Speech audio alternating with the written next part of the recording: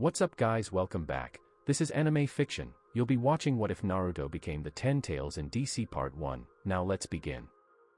In utter darkness, a little outline of light stood on nothing. The pitch-black expanse of emptiness encircled Naruto from all sides, giving the impression that he was floating.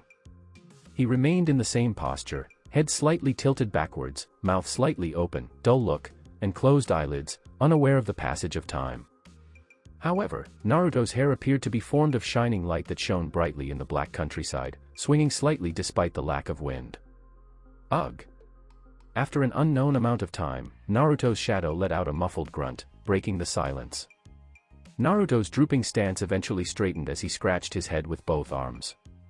Naruto's eyelids opened, revealing dull eyes with blue irises as he looked about to figure out what was going on. Where am I? His face and words were filled with bewilderment. He saw nothing but blackness everywhere he looked, from left to right, up and below.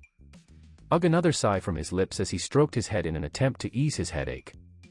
Wait. Who am I? Why can't I remember anything? I can't.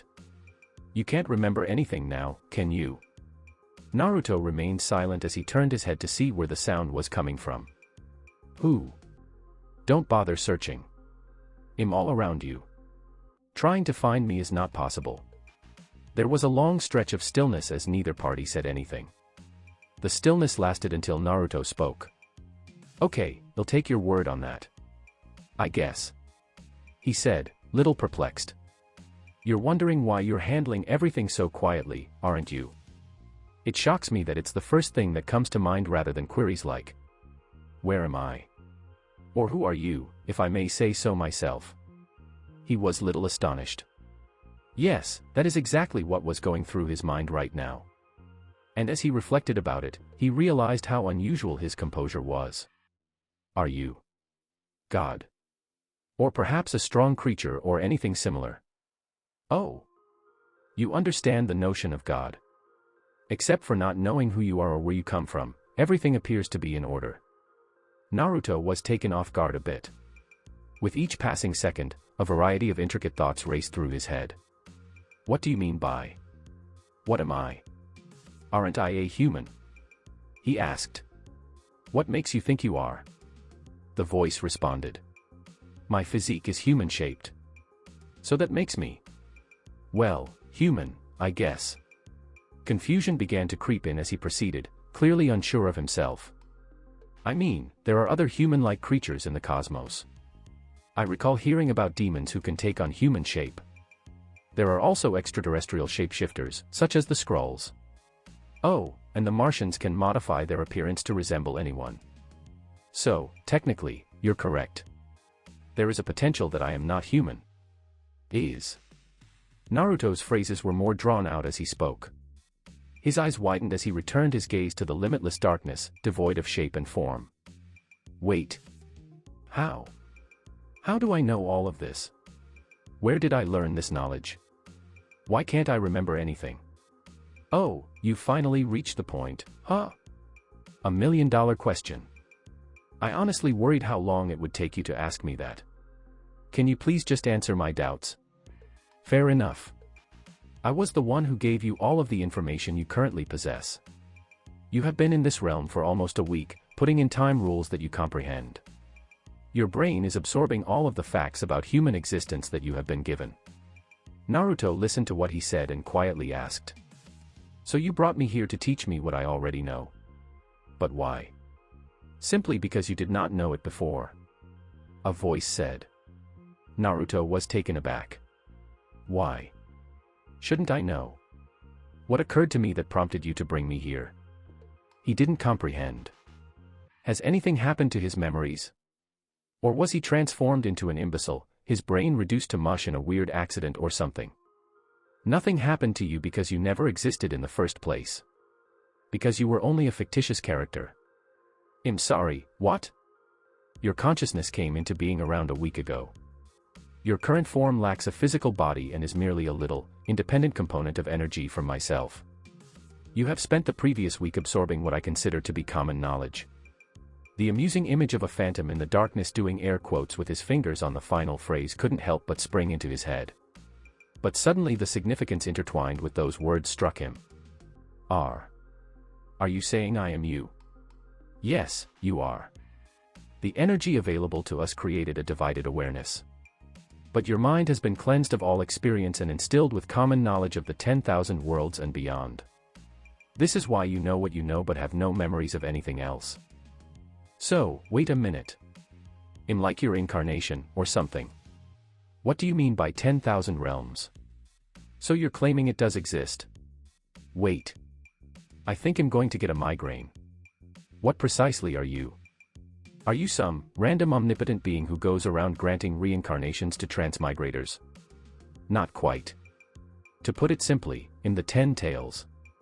10 tails? Yes, there are 10 tails. And so are you.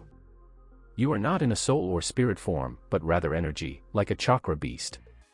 We can actually exist indefinitely with no thought of death. Silence prevailed. For a while. That is illuminating, to say the least. So you're telling me that all of those TV shows, movies, comic books, mangas, and cartoons are real worlds? Yes, they do. All derived from the main world, with new ones being created every day. Along with all the overpowered, godly beings in many of them. Yes. So, how about you? Where do you fit on the spectrum? Are there any other strong creatures who randomly supervise all worlds, such as an almighty being? Maybe too much information from the perspective of the main universe wasn't a great idea. The voice spoke after a lengthy time of silence. Let me clarify the situation. We are the 10 tails of energy that exist in every fabric of space and time, in every atom, molecule, and form of matter, as well as in every world, galaxy, universe, parallel or other reality since its creation. Energy constitutes the same principles and norms that the so-called gods of each world utilize to construct their existence. The very essence of their powers, the very shape of their bodies. We, as energy, have influence over every type of energy available to us. If omnipotence were a scale, we'd be at the top of the food chain, the bottom of the ladder, the tallest peak. Call it anything you want, but it doesn't get better than this. 10 Tails uttered something in which he detected no arrogance. As if it were just expressing a fact, Naruto's mind swelled with more information in the last few minutes than it had in its whole week of life. He was reminded of Scarlett Johansson's movie Earth. Based on what he said, so. If you or we are that powerful, then why did you? Well, make me. He used such phrases since he couldn't think of anything better to say at the time. According to the knowledge he was given from the main universe, godlike beings would find a mortal soul and imbue them with different benefits and drawbacks as their representative champions. Or simply instruments to create havoc for their delight. And for more ludicrous causes, such as committing blunders that lead to a mortal's early death. To make amends to them, poof. A new opportunity in life. Of course, this was all fiction in that world. Was the scenario comparable here? Or was he also a fictional character from the primary universe? His eyelids could not help but tighten. As previously stated, we are immortal as energy and cannot be destroyed in any form, rendering us invulnerable in the literal sense. However, we are not all-powerful. We have full control of all energy within our grasp, but that can only be gained through accumulation and can only be used to its full potential in a definite form, be it physical or spiritual. So we need to build a body for ourselves, is that the gist of it? That's pretty cool. He responded. Agreed. Wait. That does not explain why you created me. Energy lacks awareness. We are the exception, which means we have no control over the quantity of energy we squander. That is, if we lose all of our gathered energy after achieving a certain shape, we must start over. Believe me when I say that amassing energy in an undefined shape is passive, making it more harder than it should be in a definite form. A voice said. Strangely, it sounded annoyed, despite the fact that it had spoken to him in a neutral tone. A split consciousness, however, makes it possible so that you can be placed in another energy unit, making us have two sources to accumulate energy. That sounded sensible. Then why don't we just create more split consciousness instead of just one? Do you wish to know how much accumulated energy was required to create a single split consciousness? He soon realized it wasn't such a good idea. 100,281 units of pure celestial energy. the voice responded. Oh. That doesn't sound like much. Approximately 12 years, 7 months, 4 days, and 17 hours. If he had voice cords, he swore he would have choked. My consciousness has been in existence for 20 years. He added. At this point, everything seemed amiss. A moment of silence ensued. Given that we possess two distinct consciousnesses, will we be regarded as separate entities? The separation has been finalized, and the energy points have been addressed. Both will merge once more, resulting in a return to the previous state. Understood. As there are no other options available, we shall proceed with the creation of a new body. Gladly, Ten Tails stated once more before vanishing. The floating silhouette abruptly lost its illumination, followed by a return to silence that enveloped the void once again. Reminder to self: rising in the morning can be challenging. I am referring to a different experience than the one where you rise from your bed, whether it be comfortable or not, with a disorienting sensation due to a late-night drink that escalated into an unfortunate situation, resulting in a significant hangover upon waking. Negative, sir. The sensation is akin to experiencing a pervasive heat throughout the body, accompanied by an uncomfortable and prickly feeling, reminiscent of being pricked by needles on the skin. No, it has not been poked. Stabbed for thoroughness. That seems to be accurate. A male figure lay on the floor, emitting a heavy groan before slowly rising to an upright position. He experienced discomfort in his temples and a sour sensation in his nose as he compelled himself to open his eyes. He attempted to rise from his seated position, but his weakened body did not respond as he had hoped. Despite his aching figure and contorted face, he exhibited a pair of bright eyes that conveyed a surprising sense of calm. The frigid air struck his exposed body, prompting an instinctive chill to traverse down his spine.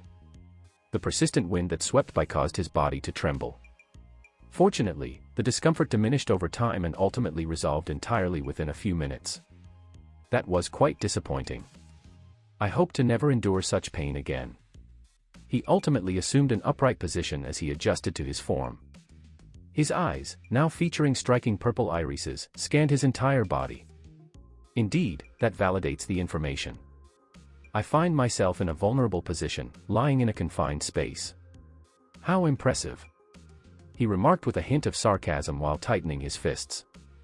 The disorientation had subsided, and he examined himself to appreciate what he could only regard as his transformed physique. It appears that I have indeed acquired a new form. Excellent. At this point, I am able to. He had just completed his statement when an unusual occurrence took place. New body created. Remaining energy units 54,623 units. His eye emitted a vivid purple hue as he observed his arm. Unusual drawings had manifested on his arm, extending from the wrist to the elbow, adorned with intricate markings resembling tattoos on his otherwise unblemished skin. He regarded the drawings with a raised eyebrow, recognizing their lack of distinct meaning yet finding them oddly comprehensible. For him, it was entirely normal. 160,281 units of apex celestial energy have been accumulated from the day of my existence until this moment. What remains now is fewer than half that number. He spoke in a low, discontented tone before releasing a frustrated sigh. His sense of helplessness was indeed warranted. 20 years, a full 20 years of accumulation, and now I find myself with less than half of what I had. He gently shook his head to calm himself before proceeding to assess his new body. Regardless, it is of no consequence. The energy was utilized effectively. Should this body be destroyed, regardless of the slim chance, I will not need to wait another 20 years to restore my form. Nevertheless, my desire to explore this world must be fulfilled. I am currently uncertain of my exact location. He reflected internally as he ascended from the pit.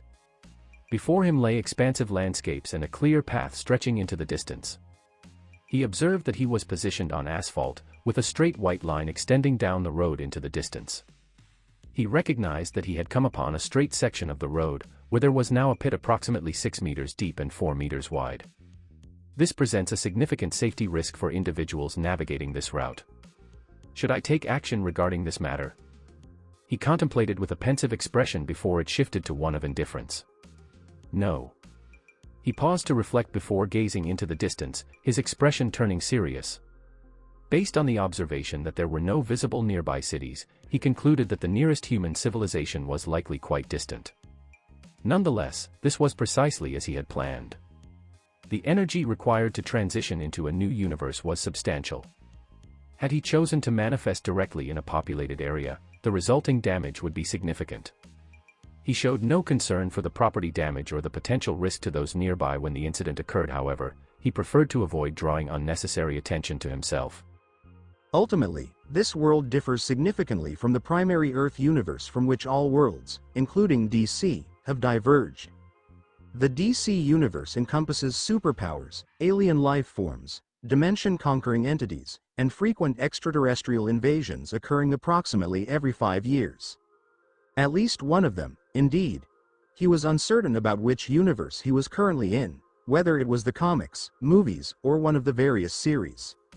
He could potentially exist in an alternate universe composed of a variety of distinct events. These types of universes were generally the most challenging to navigate, as insights from the primary universe had minimal impact in those realms. The universe may very well have been conceived from the creative endeavors of a 19-year-old individual crafting fan fiction for enjoyment during a period of leisure. Upon that specific thought, his eyes narrowed once again. The future of these universes remains uncertain, and reliance on general DC knowledge is the only aspect that can be fully trusted. He prefers to avoid entering a city uninvited, as it could lead to significant damage and provoke the attention of the prominent figure known for his strong moral code.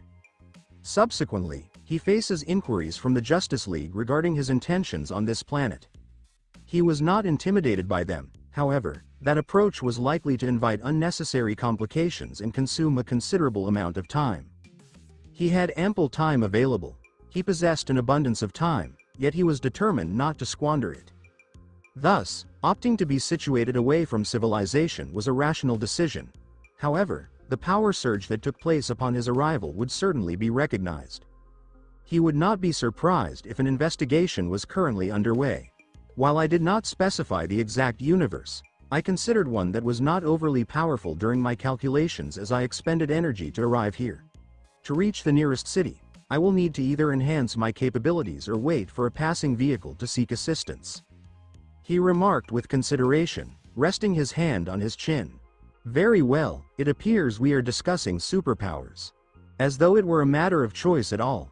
He was not relying on the chance encounter of a passerby to assist him out of goodwill. However, we should first address the matter concerning the body, he remarked while observing his new physique, his eyes gleaming with a purple hue. In an instant, he was dressed in a plain black t-shirt and blue trousers. 5 units of energy. Sufficiently comfortable, he remarked, seemingly indifferent to the clothes that had appeared on him unexpectedly. Let us proceed with our sightseeing plans. Military installation, location. Confidential, 10 minutes prior. Could you please clarify what I am observing? The voice was gruff as the speaker addressed the personnel stationed at the site, who had not uncovered anything unusual but possessed the authority to report it. Sir. A woman holding a manila folder guided his focus to the small graph and a map of America marked with red indicators. A moment ago, we observed a significant surge of energy occurring precisely at this location. She indicated a specific area highlighted on the map. That is the open road, 100 miles from the Metropolis heading towards the east coast. Superman's domain. The man spoke in a deep, gravelly tone. Could you please clarify what it is? Is this related to the Justice League once more? We are unable to provide that information, sir. The issue is that the power surge has effectively compromised the surrounding area within a 10-mile, 16.09 kilometers, radius. All forms of communication have been permanently disabled. Contact with the drones in the area has been lost. I believe that area is likely to experience a power outage. There have been no sightings of Superman in the vicinity of Metropolis over the past 3 days. The possibility of assuming another identity remains unconfirmed. A potential option we can consider is a Cadmus research facility situated a few miles from the specified area. The extent of their involvement remains uncertain. She spoke in a disinterested tone. Given the numerous extraordinary events that have occurred in recent years, such matters have become less significant to discuss. The individual evidently possessed a comparable mindset. It is not his fault. as the presence of alien invasions and individuals in spandex with the ability to lift buildings can certainly have that effect. This was not the first instance of an individual causing a minor 10-block disruption. The primary conclusion suggests a preliminary understanding of an EMP blast. However, the recorded energy levels indicate that it could have potentially affected all of northern Washington, yet it appears to be contained. Additionally, these are merely theories. There is a bird present in the vicinity. For a second, the woman stilled before she touched her earpiece. "Sir, we have the bird's eye visual, putting it on screen now."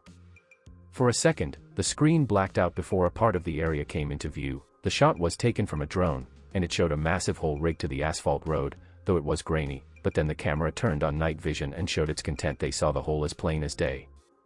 The hole bright blue on the NV. "Activate thermal vision," the authoritative voice commanded once more. The screen shifted once more, revealing nothing.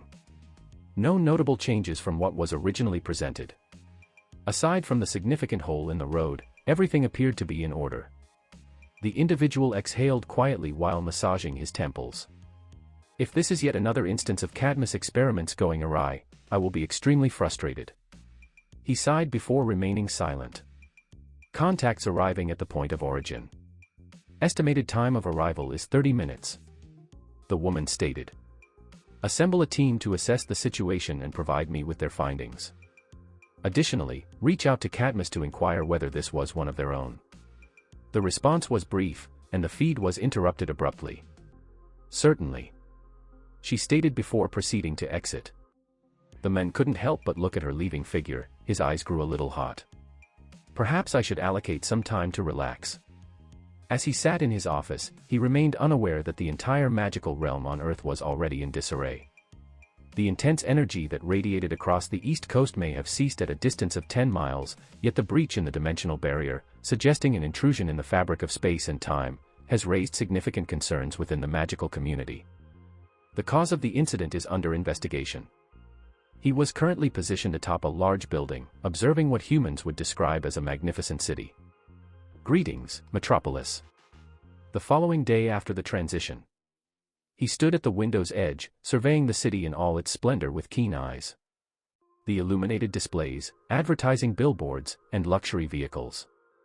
The individuals traversing the area, some navigating smoothly in their vehicles, while others energetically signaled for taxis to halt and allow them to enter. Others moved quickly on both legs, appearing somewhat hastily attired while managing various pieces of baggage in their arms. He was confident that they either lacked the funds for a cab or thought that waiting for one would hinder their progress. Upon examination, the environment appeared disoriented and chaotic, characterized by loud shouts and numerous distractions throughout. Nevertheless, it possessed a unique allure, rendering all these elements perfectly aligned. In close proximity, one could observe a prominent landmark in the city, rising above all other structures that served the essential function of conveying information to its residents. He is well informed, having literally stood at the very top of it last night. The Daily Planet. Featuring the planet globe prominently at the top. The achievements of human architecture are remarkable, to say the least. The sun illuminated the vibrant city of Metropolis, the residence of the iconic red and blue-clad hero known as the Men of Tomorrow. Could you please clarify what that is? It is a bird. No, it is an aircraft. No, it is Superman. Hee hee. Rather entertaining. He was not present, however. If he had been present, he would have been the first to welcome him upon his arrival, well outside the city limits. He certainly was not. Recent public reports indicate that Superman was last observed intervening in a bank robbery several days prior to his disappearance. His current location remained undisclosed to the general public. However, he was aware. Let us rephrase that. He was unaware of Superman's current whereabouts and, to be honest, he had no desire to find out. However, that was of no significance. He was not present, but he will arrive shortly. It will be happening shortly. It should not exceed 1 hour at the most. When he appears, the camera will be positioned on stage. Upon his arrival last night, he seized the opportunity to ascertain the universe in which he presently found himself. It has been determined that he was located in Earth 16. The Justice League was established years ago in response to the Appalachian invasion of Earth. Is it of significant importance? Negative. Not at all. Aside from fulfilling his curiosity, he never genuinely concerned himself with the universe he inhabited. If a clear storyline existed, he might explore potential advantages he could leverage. Disregard that. The likelihood of the significant event occurring in DC rather than Metropolis today was minimal. I will remain in the Metropolis for the time being. He reflected internally as he turned away from the window. Although the sunrise presented a remarkable view and the vibrant city offered valuable insights, his enthusiasm had diminished. He moved past the bedside and approached the mirror positioned nearby. Defined muscles with a physique that emphasizes a leaner build. His bright blue eyes, chiseled jawline, and smooth skin presented a strikingly handsome appearance that was undeniably appealing. He believed this as he rested his right hand on his chin and tilted his neck slightly. He regarded his form with a hint of admiration in his eyes. Ideal for the current performance. He reflected as he put on the same attire he had worn the previous day. Why not simply create new clothing, you inquire? It requires energy. Additionally, if you are inquiring about the pricing of standard clothing at 5 Apex energy units, it is important to note that these garments are bulletproof, temperature-resistant, and designed for optimal comfort. As he dressed, he observed the aesthetically pleasing tattoos adorning his arm. Remaining energy units 53,013 units more than 1,500 energy units have been subtracted from the initial total. He utilized over 100 resources to gain insights into the future, which facilitated his progress toward achieving his goals. The remaining amount is 1,500. What are your thoughts on how he vanished from the crash site to Metropolis so swiftly? Regarding the crash site, it is likely that the government is currently conducting an analysis of the area. He regarded himself with a raised eyebrow before allowing a slight chuckle to escape. His eyes emitted a purple light before unusual patterns manifested on them. His body swiftly became illusory before vanishing entirely from the hotel room. There is minimal evidence suggesting his actual presence at the outset. Crash site. Outside Metropolis, the road had been cordoned off for approximately 1 mile in all directions. Government personnel moved about the vicinity of the 6-foot-deep hole. Individuals in army green uniforms positioned themselves around the perimeter, while personnel in white protective suits were either gathered around the hole or within it, utilizing devices to scan for potential energy signatures or hazardous materials. Please notify the sergeant, as there is something of interest she should review. A man clad entirely in white suits, with only a glass visor revealing his face, addressed the guarding personnel in a commanding voice. One of them nodded with a serious demeanor, maintaining a neutral expression, before turning to face a large tent. Shortly thereafter, he exited once more and positioned himself beside the tent, allowing another individual to pass. A tall female sergeant in army uniform emerged from the tent, her expression composed and exuding an air of detachment. She approached the area where the scientists were examining the situation regarding the hole. "Did you discover anything?" she stated, halting a few feet away. "We do not appear to comprehend anything, ma'am." He responded accordingly. "Could you please provide an explanation? The energy signature emitted from this hole is unprecedented," he stated, resulting in her eyebrows furrowing. He proceeded. "To date, it has not demonstrated any clear effects. However, there are no further insights we can obtain regarding it. Our scanners struggle to obtain a reading before either malfunctioning or ceasing to operate. Is it not radiation? What is dark matter?" "No, ma'am. None that we have encountered previously. However, it is diminishing rapidly. The energy was significantly more concentrated last night compared to the current state. In my estimation, it will be entirely gone within an hour." His words caused her discomfort as she removed her dark glasses and massaged her temples. She has reached out to Cadmus, and it seems that this was not one of their own as well. The energy utilized in this context was unfamiliar to them prior to this experience.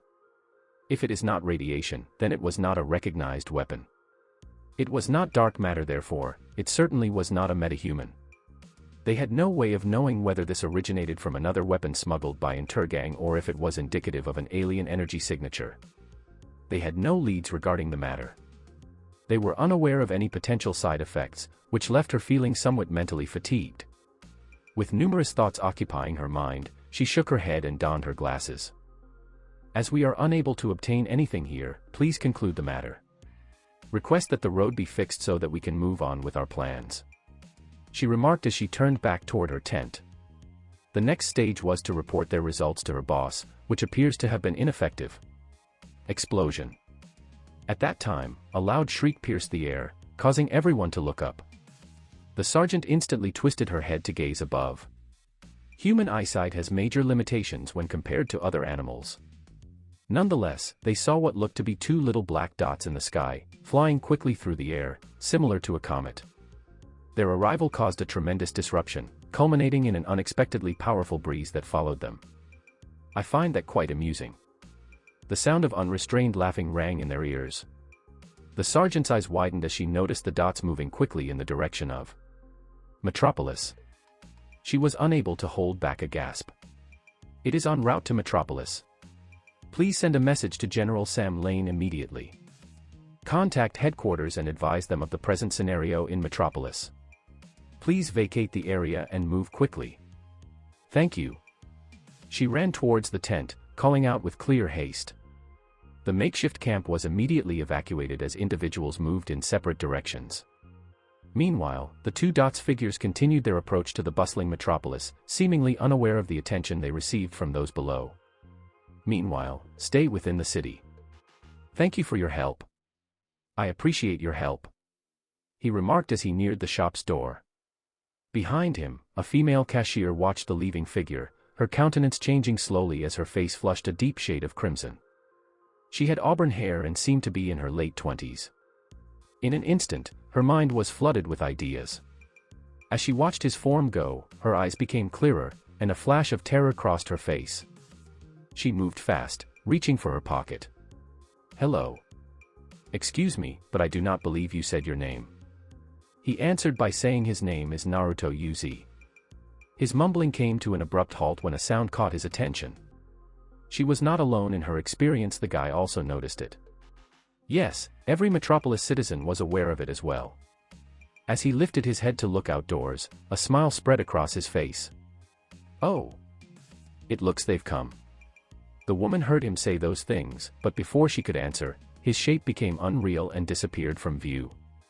The cashier was briefly shocked and then frightened, eventually choosing to file a missing person report later that day. And the person for whom the report was made reappeared, seemingly from nowhere. His new position was in another facility that was not your typical planet. It looks Clark Kent has finally arrived. It's time to get things going. He spoke as he witnessed two black dots fall from the sky and collide with a building. Boom. Time seemed to slow as his eyes zoomed in to get a closer look at what was going on. Superman is here, as is Lobo.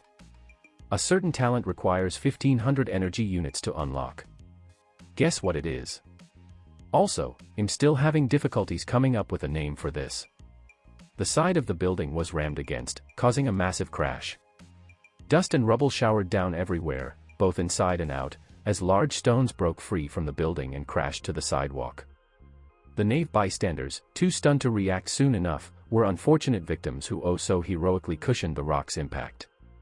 Blood splattered the sidewalk, accompanied by a squishy sound that went unnoticed as the entire street sank into turmoil. Screams of fright rang out like sirens, as cars collided in an effort to evacuate swiftly. People clashed, some were pushed down, and others who couldn't get back on their feet were crushed as if in an unending frenzy. In a handful of seconds, Metropolis got even more chaotic. He hadn't even noticed. Or at least he did, but he didn't mind. His mind was too concerned with the current situation to see fleeing people in need of assistance. He looked human, but he was not. Perhaps he was in his current state, but he did not consider himself as such. A loud bang was heard within the structure, followed by another. A figure was crushed out at a faster rate than the human eye could perceive, skittering dozens of meters across the asphalt floor before striking with another building on the opposite end. Every time his pristine white body collided with the floor, deep holes and craters appeared, till he left another hole in a building wall. All everyone else could see was a brief blur in their field of view before a thunderous smash on the other side of the roadway. However, he who stood atop a skyscraper was one of a kind. His eyes pulsed with energy and a strange sense of power, providing him with understanding well beyond what any ordinary person could expect to acquire in several lifetimes. The scene of the pale-skinned man, if he could call him that, being knocked outdoors, making multiple pits with his body, and crashing was as vivid to him as a TikTok movie in slow motion. Wait. Has TikTok been invented in this reality? Well, he will find out later. Anyway, the point is that he could see far more than most people could. He couldn't stop a little smile from creeping up his face and firmly settling on his lips. As he shifted his gaze away from the location of the first accident, the brilliant glow in his eyes flickered slightly. Ignoring the screams of terror and begs for aid, he takes in the scene before him. A guy wearing blue spandex, red boots, a flowing red cape, and a large S emblem on his chest stood bravely within the structure. His bright red eyes, shining black hair, and cool-looking cape swirled with the wind, giving him an aura of valor, strength, and perspective appeal. Well, never know where the wind comes from. With his arms confidently placed over his chest and a careless grin on his face, he exudes confidence in his ability to deal with anything the universe throws at him. Okay, error. Stop, is what he would say if the image before him was even somewhat similar to what had just been wrongfully said. The Man of Steel was obvious, but the same could not be said for his state. Superman leaned on one knee, his chest heaving and his breathing strained. Heavy pants accompanied his every breath as he knelt in his ripped suit, which did little to conceal the deep bruises that darkened his skin tone. As if that wasn't enough to convey his wretched state, what little skin remained that wasn't bruised and battered appeared unhealthily pale. Almost corpse-like, even as the veins on his torso became an unhealthy green. On the plus side, this version of Superman did not wear his underpants on the outside. Perhaps he did, but it was destroyed in the conflict. Well, he will not pass judgment. Much. With the spectacle in front of him, the scenario came as no surprise. After all, he knew exactly what was going to happen and why the almighty Superman, the extraterrestrial capable of lifting airplanes and famed for his invulnerability, had been left in such a position. Superman lifted his slightly lowered head to face forward. His expression tightened as he pushed through the gap at the side of the structure, rushing forward like a battering ram. Superman sped towards his opponent with keen eyes and a focused look, reaching at the opposite end of the street in less than a second. With one hand cocked back, he appeared in front of the hole and punched forward. However, the whirling dust in front of the hole was pushed aside as a person rushed out of it and threw a blow. Those blood-red eyes curiously lacked pupils. His expression was a ferocious smile as he went head-to-head with Superman in a straight punch. Many would consider such a move suicidal, but he knew who this freak show clothed in a motorcycle costume was, and the fact that he had the strength to back up his words was no laughing matter. The two fists connected, shattering the neighboring windows and crumbling the rocks under them, as if they were made of baked cookies rather than unyielding rock. The following second, an incident that would have been stunning and unfathomable to everyone in Metropolis occurred. The Man of Steel, who seldom faced a stronger opponent and had to hold back while dealing with inferior opponents, lost a direct encounter after being pushed several meters back. A stinging ache ran through his arm, forcing him to flinch briefly as he attempted to steady his floating form. Unfortunately, the chalk-white guy standing 7 feet tall refused to give him the luxury of arranging himself as he sprang at Superman again with rendered intensity. "Take this, frag face!" He roared at the top of his lungs as his left arm balled into a fist and launched in an uppercut. Superman lifted both arms in an attempt to shield himself against the attack. He shielded his face, but his arms took the brunt of the strike when they met. The sheer force within that little larger than a human-sized fist was absolutely horrifying as Superman was pulled off the ground and into the air, hurtling backwards. "The main men ain't done yet." His voice, which sounded like a chainsaw grinding on a rock, rang out as he launched into the air in pursuit of the missing figure. Neither of them spotted a watcher on a nearby roof paying close attention. "Almost there," he replied with a faint chuckle. His body vanished off the rooftop, reappearing on another roof many blocks away from his original location. He had just arrived when he noticed Superman's descending shadow. It didn't fall entirely before being tackled again by the chalk-white man, who accelerated his descent with a simple knee to the belly that struck perfectly. Superman smashed into the asphalt road, causing the earth to break and rock bits to fly everywhere. Blood trickled down the side of his lips. He didn't have time to gather his thoughts before being shoved deeper into the rubble, forcing the craters to become even wider. A foot lay solidly on his chest. He struggled to open his eyes and stare at the men who had put him in such a position. Standing above him was a 7-foot-tall giant clad totally in cycling gear. Well, he couldn't be considered a guy. Despite his human-like appearance, his characteristics clearly indicated that he was not human. Chalk white skin, blood-red eyes with no pupils, and a maniacal grin filled with ferocity. Yes, that absolutely matches the image. Intergalactic bounty hunter, last of the Zarnians, and maniacal mass murderer. Many titles are completely appropriate for the one and only mad biker himself, Lobo. He glanced at the Zarnian from a distance, an air of wonder and curiosity lighting up his lovely face. Meanwhile, Lobo spat a tooth out of his mouth and smiled viciously. His eyes blazed with ferocious bloodlust. I have to confess, of all the freaks and wannabes I've had to seek across universes for their bounty, you, Mr. Kryptonian, made me work for it. Oh yes. I absolutely feel it. You have no idea how many cracked ribs I've had during our little toss around. I'm not even sure how many of my teeth are gone. He exclaimed with sadistic joy as he studied his prize. His physique was seriously damaged as a result of their combat. His motorcycle suit was shredded, his right arm was twisted the wrong way, his chest had 3-inch deep cuts, and a bone protruded from his knee. Even while he stood there, he bled heavily, and the earth underneath him began to become crimson with his blood. Their struggle had begun in space, not on Earth. And wow, was it brutal. The victor was only determined when they both landed on this blue planet. Nonetheless, it didn't matter. He had come out on top, but barely. He owed this to his ethnic position, as well as a little bit he had picked up along the road. Clark could feel nothing except misery right now. It stung practically everywhere. The pain assaulted his nerves, making him unable to lift a finger. Never before had he faced such pain in his life. It was tiring, really. The enemy before him was something he hadn't dealt with before. An opponent with strength and speed sufficient to tussle it out with him for hours on end and still have the stamina to go several more rounds. Not to mention his healing factor. It was what made the whole thing even more frustrating. The guy was practically a mutated cockroach dumped in radiation. If it were just that, it wouldn't be that bad.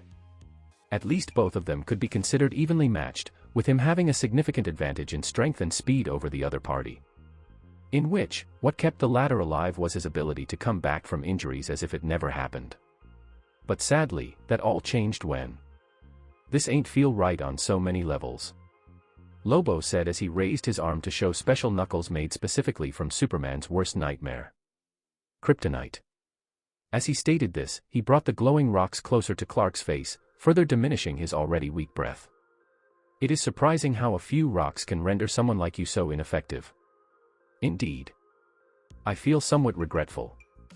Nonetheless, the primary individual consistently gathers his rewards.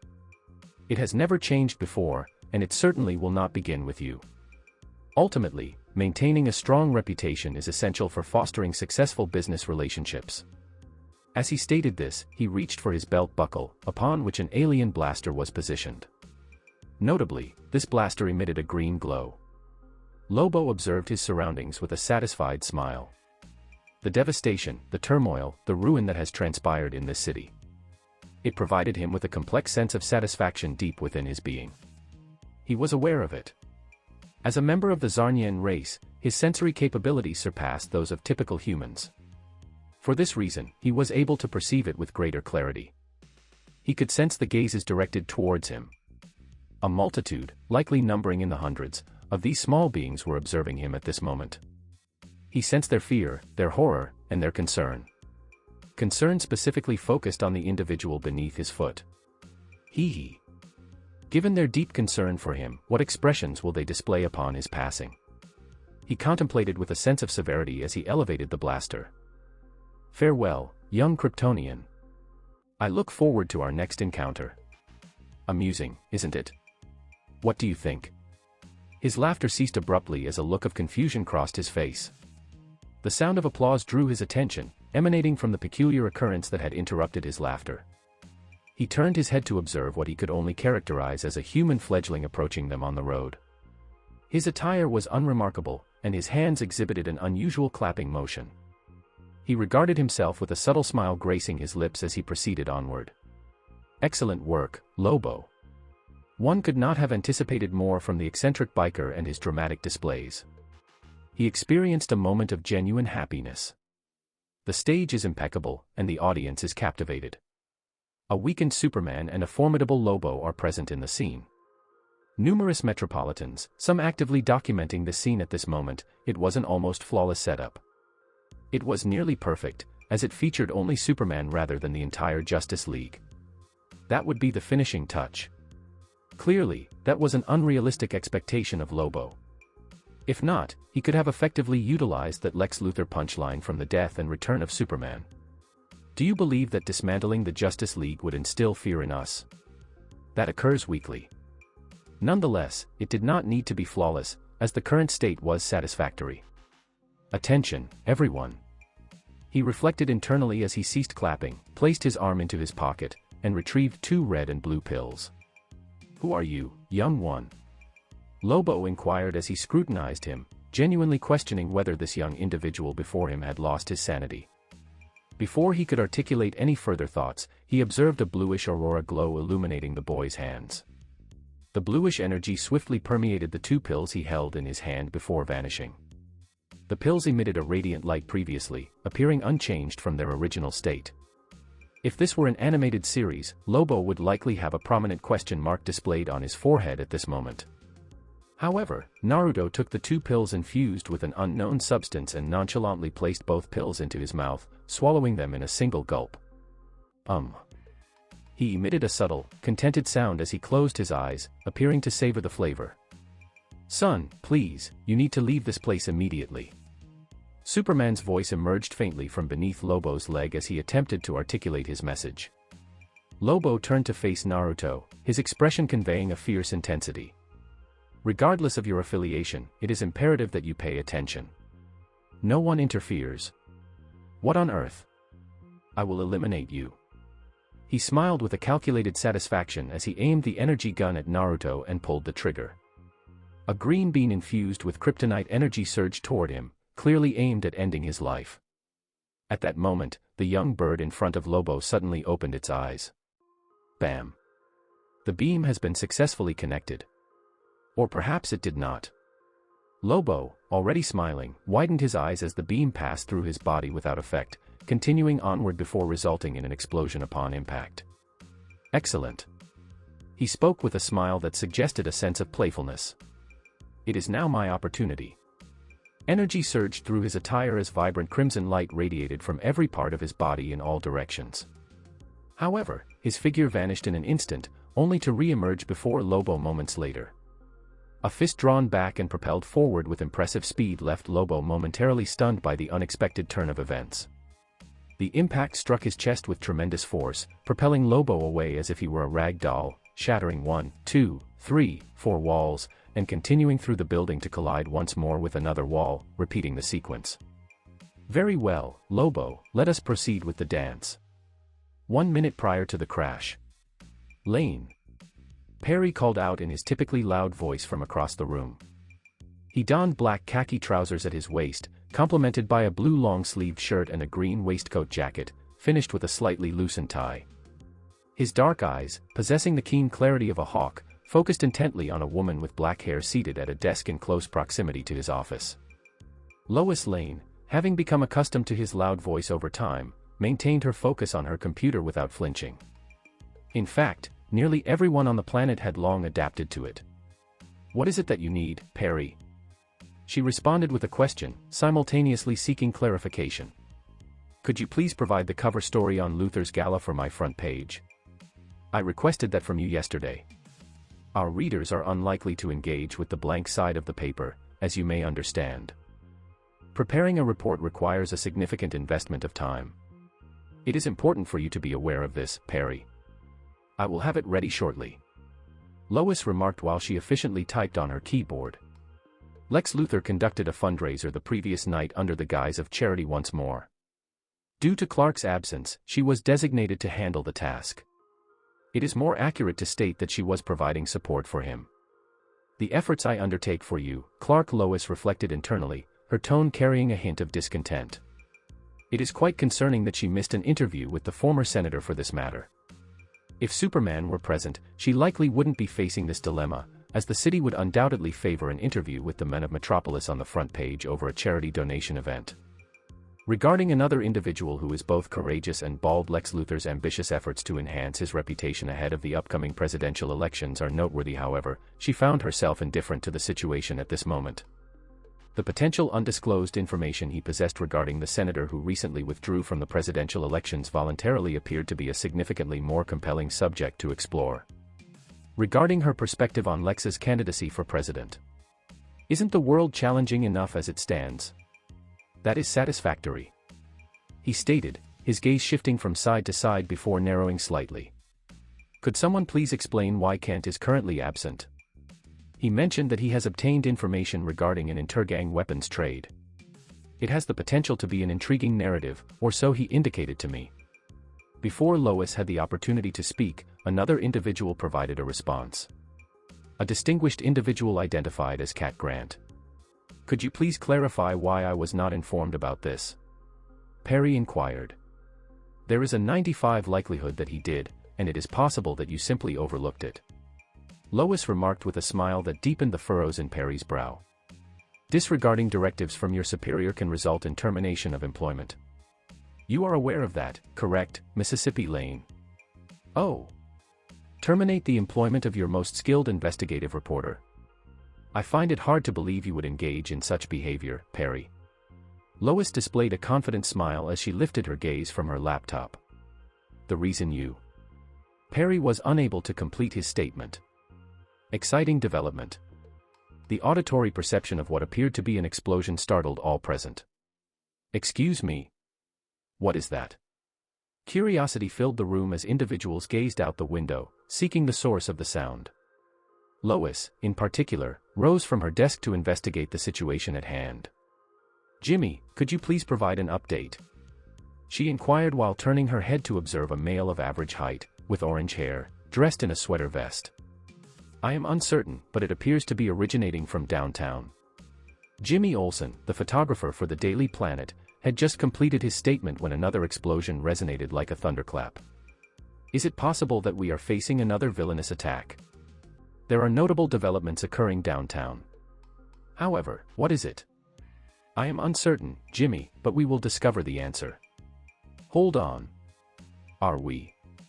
Indeed, let's proceed to the news chopper.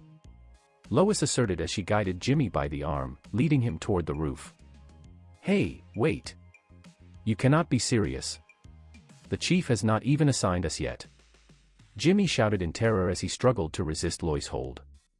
His frail expectations were dashed, however, when his supervisor said the following words. Lane and Olsen, what are you still doing with your asses in the building? Have the pilot start the helicopter and provide me personal information on what's going on out there. Everyone else, be ready for some news. Move it, folks. Perry raged at his staff, his hands pointing here and there and drool pouring from his mouth. Lois smiled triumphantly as she drew forward the listless, dead-looking Jimmy Olsen, who appeared to have recently lost his pet cat. Lobo felt the world swirl around him as his body passed through one wall after another before his firm S landed with a boom. Ugh! He let out a groan of pain as dust filled his vision and rubble crashed on him. His eyes widened as he shoved the rubble aside and rose to his feet, only to gasp in pain again. Ow! What the fuck? Lobo yelled, his blood-red eyes focused on the area of his chest where he had been punched. Dark crimson. All he could see was black on his chalk-white patch of skin, which was one of the major wounds he got in his struggle with Superman. No, it wasn't all black. It ached like hell, too. That little shit. He let out a deep groan as his face got horrible. He ran out of the building, his eyes flaming with wrath as he searched for his opponent. With an exaggerated leap, his figure soars into the air, covering dozens of meters in one bound. And then he notices the whelp standing there, a crimson flaming aura wrapping around his entire body like a miniature cyclone. The Kryptonian lay among the rubble nearby. Down but not out, which meant his work was still incomplete. As a result, he plummeted rapidly from the air. He spoke with a yell, his fist cocked backwards. No one gets between me and my bounty whelp. Then he swung for a devastating strike. Boom. His fist struck the ground. The force within led the earth to shatter and burst. The ground caved about 40 meters in all directions, causing dust and debris to collect everywhere. A crater developed just beneath his feet, several meters deep, and engulfed everything nearby. Everything was absorbed, including automobiles, trucks, bicycles, fire hydrants, and mailboxes. Another miss. Lobo knew. He felt nothing but rock as he launched that fist, indicating that the whelp had escaped both his strike and the energy beam. Lobo scowled, a trace of displeasure visible between his brows. He looked up to saw that he had thrown himself in a ditch. As he expanded his senses, his scowl morphed into a grin. Gotcha. Meanwhile, a shadow loomed apparently out of nowhere at the edge of the pit, where a god knows how deep ditch suddenly lay within his view. His eyes were gleaming as he surveyed the hole created by Lobo's blow. He had to agree, however, that Lobo was powerful. In terms of strength and stamina, he was around Superman's weight. Worthy of an interplanetary bounty hunter. His thoughts were interrupted when the dust cleared and Lobo's form appeared in front of him at an unbelievably rapid pace. Gotcha, punk. He shouted, stretching his hand in a capturing gesture to grab him by the throat. His body didn't even twitch, keeping a neutral expression as the gigantic hand went for his throat, as if he couldn't respond quickly enough, only to pass through him like a throwing star through air.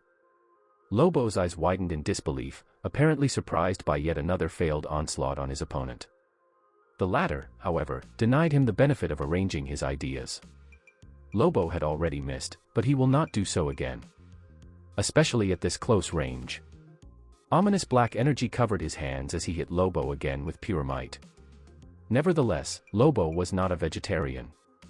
His instincts as an experienced bounty hunter kicked in, and he lifted his left hand to block with full power. The left hand grabbed the dark red fist. Lobo was surprised by what happened next. When palm and fist met, an extraordinary quantity of anguish invaded his senses, emanating from his defensive arm. In a couple of seconds, the pain extended from his palm to his fingers and then to his wrists, making Lobo unable to block the amount of power that followed. The intensity of the punch propelled his arm back, striking him in the chest again. Lobo flew out of one end of the roughly 40-meter-long hole and almost reached the other. He slammed right into the hole again. Lobo screamed. He stared at his left arm, which was now burning dark red, and it caused him unbelievable anguish. He felt neither joy nor gladness as he saw Lobo right in anguish. Maybe a little satisfaction at his impending success, but that was about it. Lobo was not weak in any manner.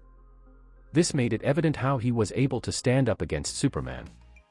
In addition to his immortality, Lobo was a character that refused to die no matter what you did to him. This individual required the complete annihilation of every single cell to be effectively eliminated.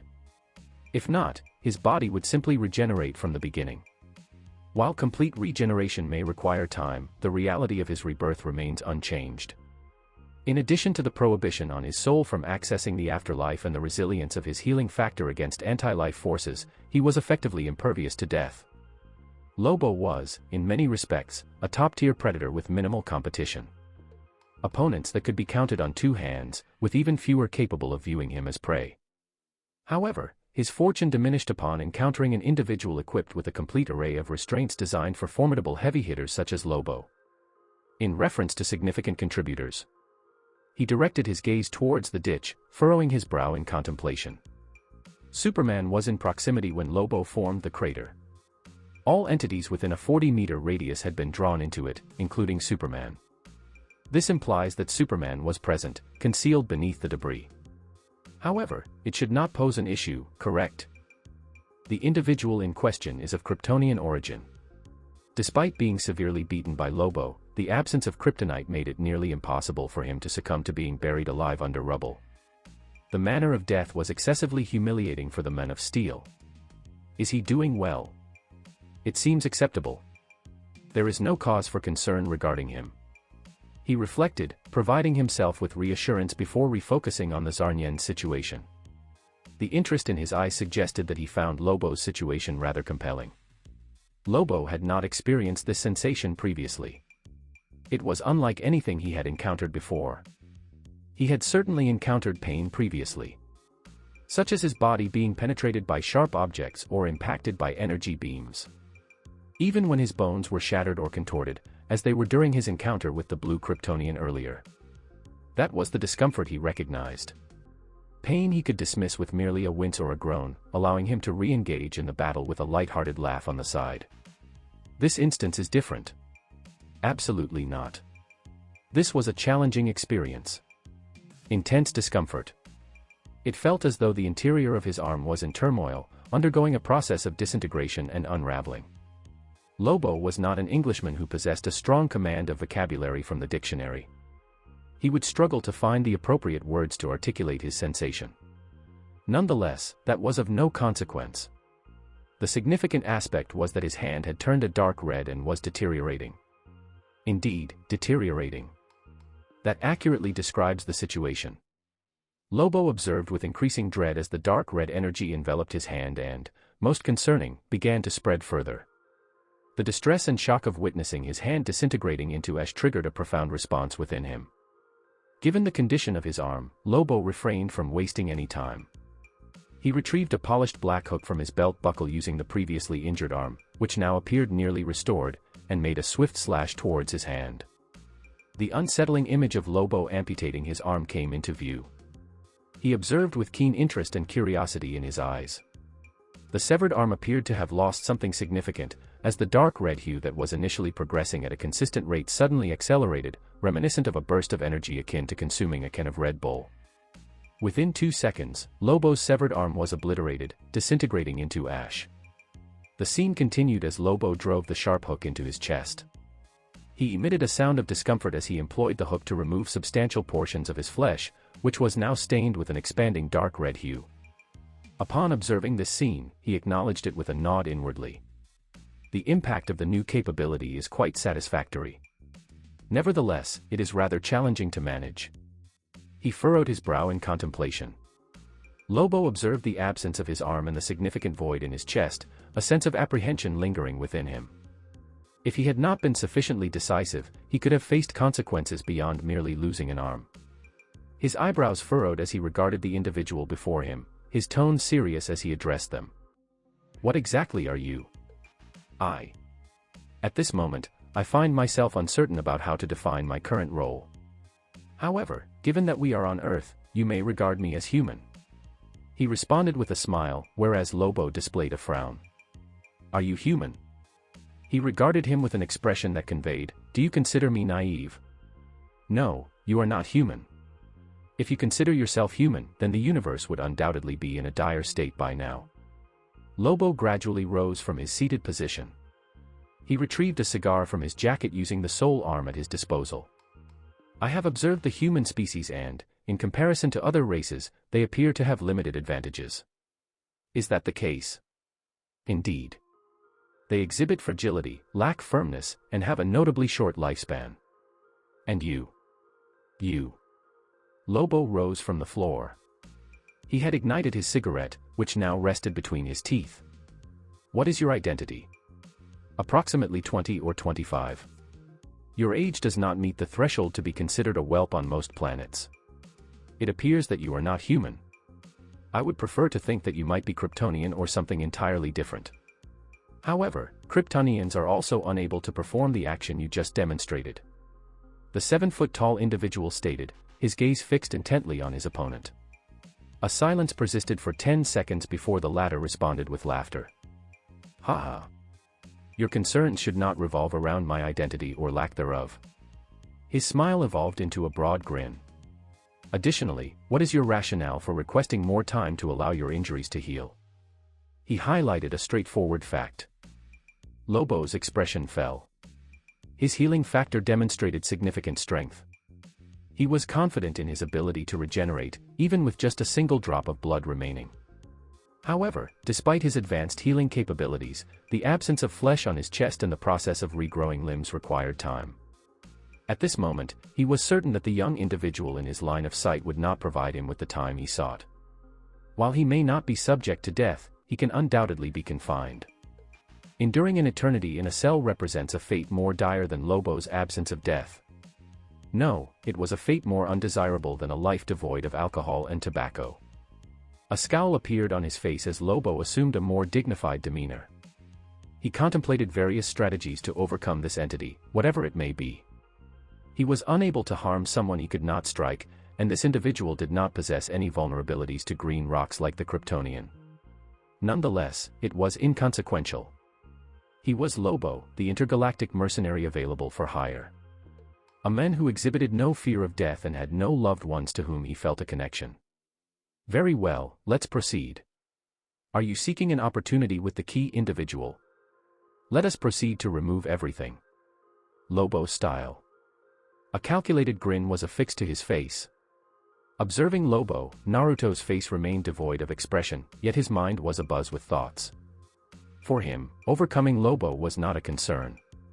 The initial subject exhibited a marked transformation in his physiology, surpassing superhuman levels. Exceptional strength, remarkable speed, enhanced reflexes, quick reaction time, robust body defenses, high vitality, and impressive stamina encompass all aspects. In summary, he had acquired the physical abilities of a fully fledged Viltrumite. The conflict involving a race that, as per legend, originated from the Kryptonians on the planet Viltrum. The life levels of his body increased dramatically in a matter of seconds, officially placing him in the weight class of heavy hitters such as Superman. Possessing the ability to demolish large structures with a single strike, even while exercising restraint. He possesses the ability to fly at this moment and has tactile telekinesis. At this moment, he experienced a surge of energy coursing through his body, his veins pulsing with a potent force that compelled him to release it without delay. This was also the reason he had acquired a Mangekyo Sharingan rather than its more advanced form, Eternal Mangekyo. Given his physical strength and robust life force, was there still a concern regarding potential blindness? However, if it were solely that, then his prospects of securing victory against Lobo would be virtually assured. While he could engage in a confrontation with Lobo, achieving victory over the immortal would be exceedingly unlikely. The second energy-infused pill, however, ensured a high probability of defeating Lobo. The capability to reduce a target to dust, disassembling or destabilizing it at a microscopic level. Subpower of transmutation and a destructive variant of matter manipulation. Also referred to as disintegration, the power of Reed Strucker from the Gifted series, or more aptly, as he preferred to call it, Cataclysm from Tales of Miraculous Ladybug. If you are unable to identify either of the two, it is essential to be familiar with the iconic moment when Thanos snaps his fingers, resulting in the annihilation of half the life in the universe. This occurred on a significantly smaller scale. Lobo possesses the ability to regenerate from nearly any injury, provided he has sufficient time to do so.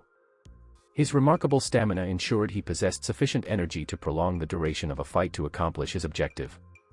However, could he overcome an adversary capable of disintegrating every part of his body upon physical contact? Or perhaps delay the situation in a confrontation if he chose not to retreat? Defeating Lobo was not a consideration for him.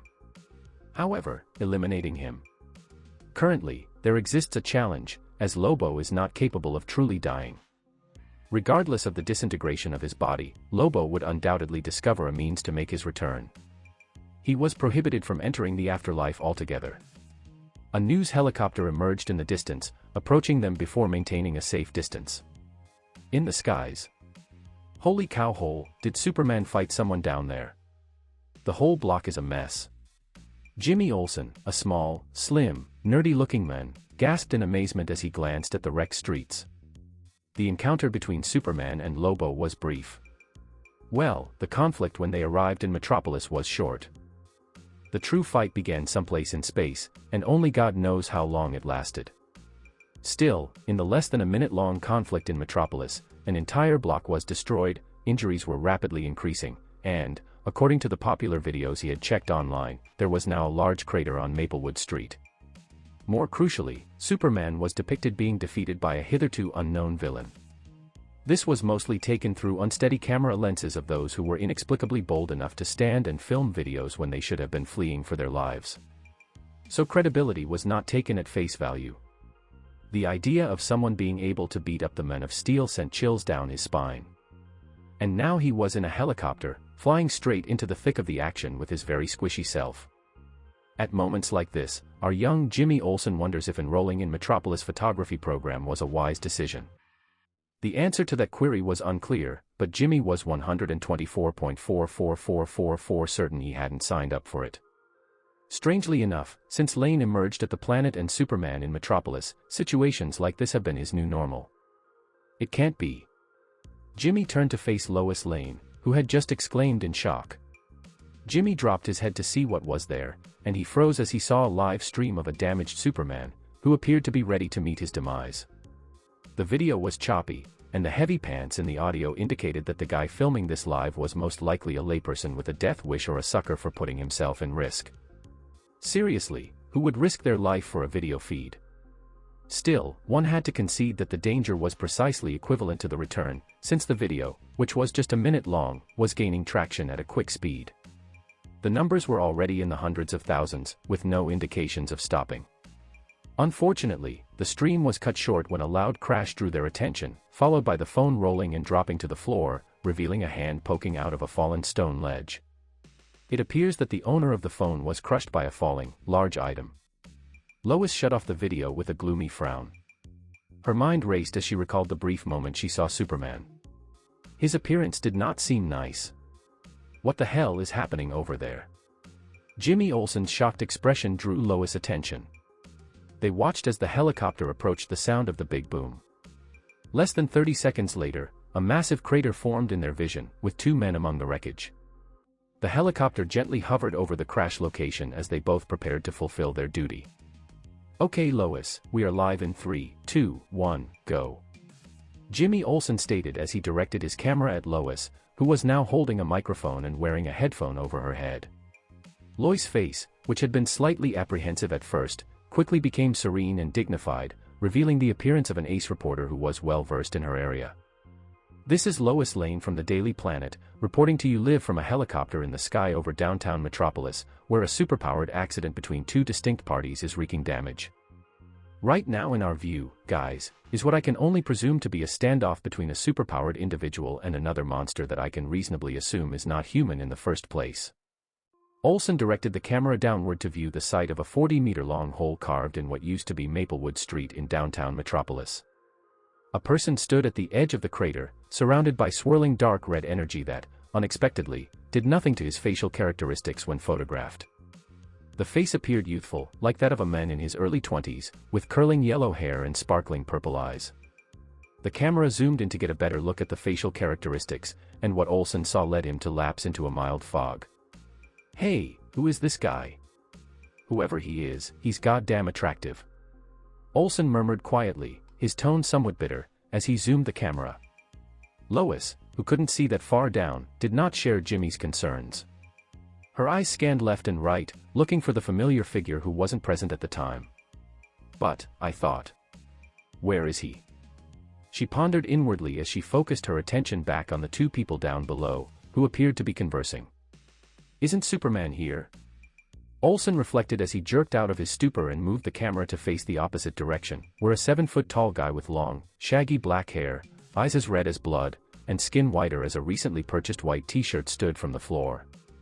This one, however, had a lost hand and a hole in his chest area, and he did not appear to be in good health. The clothing he wore were torn in several places. In comparison to his masculine counterpart, he appeared to be a mess. Jimmy glanced at the white thing with bewilderment. After all, given his injuries, it was a marvel he was still standing as if nothing had happened. At that point, both persons appeared to be aware of their presence, raising their heads to glance up. Lobo, in particular, flashed a savage smile directly at the camera, startling Olsen slightly. Several streets were demolished in the confrontation between the two groups, and it is unclear who they are or what their aims are. Although reports indicate that the Men of Steel was involved in the incident, his presence was not located on the site, leaving everyone wondering, where is Superman? Speak of the devil, and he will appear. As soon as Lois completed her comments, a hand emerged from the rubble, reaching upward. Lois and Jimmy let out a little scream as the rocks separated to reveal the men emerging from the wreckage. "Is that Superman?" Lois gasped in surprise and despair as the damaged body emerged in front of the camera. His shredded suit, torn cape, and damaged flesh left her reeling in astonishment. Damn. Superman isn't looking good. Even Olsen couldn't help but shout, unable to believe his sight. Everyone in Metropolis saw the same scene on their television screens. Superman cuts a gloomy figure. Point of view change. Superman, sporting a pitiful figure. The title sounded tempting to him as he considered seeing Superman emerge. He was correct, luckily. Superman wouldn't die so easy. Even in the DC universe, where he did die, he did not remain dead for long. That degree of perseverance, while still far from matching the unkillable cockroach known as Lobo, was rather astounding. Nonetheless, the person didn't look particularly nice. Probably still recovering from the effects of the kryptonite. He could heal him. All he had to do was waste some energy. But he was running low on resources and didn't want to invest much more than he had. He still had plans, after all. "Hey! Superman, are you okay?" It was a foolish question. He was clearly not doing well. Ugh, cough. Pooey. Superman sighed, coughed, and spat a mouthful of blood without responding. "Do you need help?" He posed another obvious question. Sunlight. "Oh," he replied. "So you need to take a trip to space, then?" He arched an eyebrow as his words sank into his ears. Even the most naive DC fan would be aware of Superman's link to the amount. He had seen several variants of how this war would play out by reading the future with energy. According to the many options, the most likely scenario was his finding a way to break free from Lobo's grip and fly into the atmosphere, where he would receive a healing check and a good power boost in space from the sun. He would then re-enter Earth's atmosphere as a flaming comet before slamming Lobo. Less than 5 of them resulted in Lobo successfully killing Superman. Although he had no intention of collaborating with the Justice League, assisting Superman did not contradict his values. "Okay then, have a nice sunbath." The Mangekyo Sharingan in his eyes spun quickly, and the space surrounding Superman whirled before he vanished. A guy in a torn suit emerged from the emptiness somewhere above the Earth's atmosphere. Meanwhile, back on Earth, Lois Lane's eyes widened as she watched Superman depart. She was concerned because the space where Superman formerly stood was no longer empty. Nevertheless, she continued her remark. "Ladies and gentlemen, Superman is gone. This appears to be the work of a superpowered human, and we are unsure if this new arrival is a friend or adversary of Metropolis. Superman's destiny is presently unknown. Point of view change. You whelp. Where in Thorax's name did you send my bounty?" Lobo's eyes widened as he looked at the vacant area where Kal-El had previously occupied, and he hissed with fury and malice disguised behind his words. "Bounty?" He answered by lifting an eyebrow. "Another issue that should be your primary concern right now. I haven't determined how I'll dispose of you yet." He replied with a smirk. Lobo perceived that smirk as particularly irritating at the moment, and it intensified his frustration significantly. "Are you really going to engage in a confrontation with me over the Kryptonian? What is his significance to you, precisely?" "Oh, that individual. I have no interest in Superman. At present, he holds no significance for me, rendering his existence and demise as merely contingent upon my preferences." He spoke with a tone that shifted from confident to indifferent when discussing Superman's fate, before transforming into one of curiosity as he regarded Lobo. "You are currently of considerable importance to me, Lobo. The relevance lies in your assistance in helping me substantiate a point to an individual I will engage with immediately following this current event," he stated with a perplexed demeanor. Lobo's mind momentarily went blank before he was overcome with intense anger. He clenched his teeth in intense frustration, directing a piercing glare at the novice across from him for a brief moment before he began to chuckle. The laughter escalated into a fit of manic amusement, accompanied solely by the whirring of the helicopter blades overhead. Lobo gradually came to a halt. "Ha. I initially intended for it to be a 2-on-2 scenario to ensure a more equitable fight. However, if that is your preference, I am happy to accommodate." He spoke in his characteristic loud voice, reminiscent of grinding chainsaws, before placing his fingers on his lips and whistling. Subsequently, there was no further development. Initially, he had some uncertainty, but he possessed a clear understanding of Lobo's intentions. Moments later, the whistling persisted. At that moment, he perceived it, just before witnessing its descent from the clouds, accompanied by a resonant roar of extraterrestrial energy and a delicate chime of sophisticated alien technology that only someone of his expertise could truly appreciate. It then emerges from above the clouds, revealing what may be regarded as one of the most formidable artifacts in the DC universe. Lobo's aerial bicycle. Is that what I believe it to be? Olsen expressed his astonishment while his camera meticulously recorded the entire event. Lois Lane also did not exhibit any improvement as they observed the flying motorbike descend from the sky. Is that so? The vehicle measures slightly more than double the length of a standard motorbike, featuring a distinct single-person seating arrangement positioned centrally. It is characterized by a block-like engine structure, predominantly illuminated by a striking blue glow. The front features a triangular design, with twin blades extending from either side, sufficiently large and sharp to penetrate an elephant. In summary, it appears just as eccentric as its operator. However, the object had not completed its descent before it commenced firing laser cannons at its target. That individual specifically. He elevated an eyebrow. Is it possible for Lobo's bike to achieve that capability? He remained composed as the shots whizzed by, causing the ground beneath him to erupt into increased debris. Indeed. The abilities of Uchiha Obito were exceedingly convenient. That individual's abilities were a flaw in every universe. Alright, let's proceed with this. I sincerely hope he is observing the situation. It will simplify the process significantly. He spoke before vanishing, prompting Lobo to widen his eyes in alertness. Suddenly, he appeared directly behind him. Did it truly matter that he took notice? Absolutely not. The effort to evade was futile as the fist struck the back of his head with remarkable force, despite Lobo's attempt to tilt his head away. Once more, Lobo was forcefully thrown into the air, blood accumulating at the corner of his mouth. Regrettably, his opponent was not approaching the situation with leniency this time.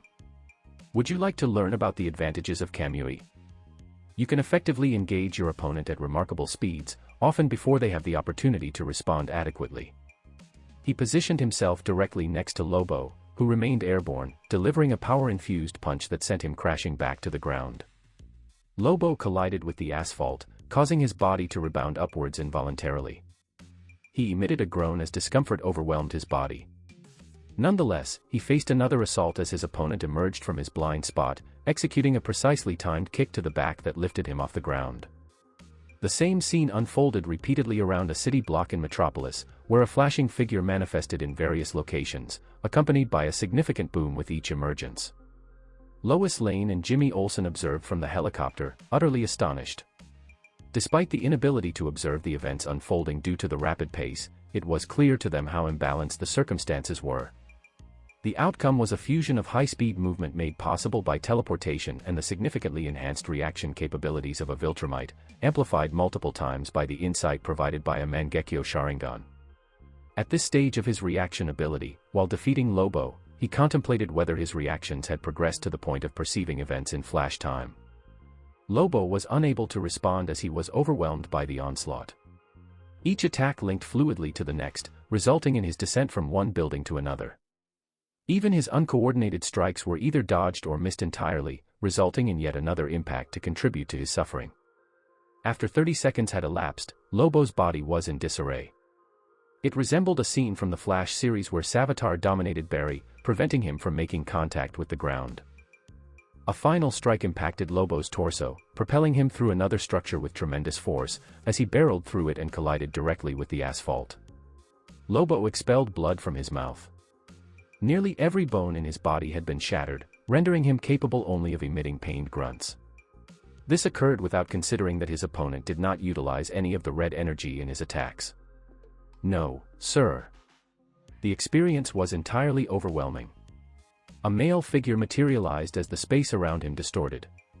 His attire was immaculate, with not a trace of dust gathered since the onset of their confrontation. It appears that, Lobo, it is. His statement was abruptly cut short as multiple energy blasts coursed through his body once more. I nearly overlooked the bike. He spoke in a manner lacking any emotional inflection. Lobo observed him, noting his indifferent and nonchalant expression, which ignited a surge of fury within him. You are quite remarkable, young one. He remarked with a pained expression and proceeded with a smile, you certainly caught me. I acknowledge that point. However, my inability to affect you does not imply that I cannot cause harm elsewhere. He stated with a broad smile. The flying motorbike abruptly reversed its direction and aimed towards the airborne news helicopter. Lois, witnessing this situation, felt a sense of urgency as she called out to the pilot. Please clear the area, move aside, it is about to discharge. Kamui.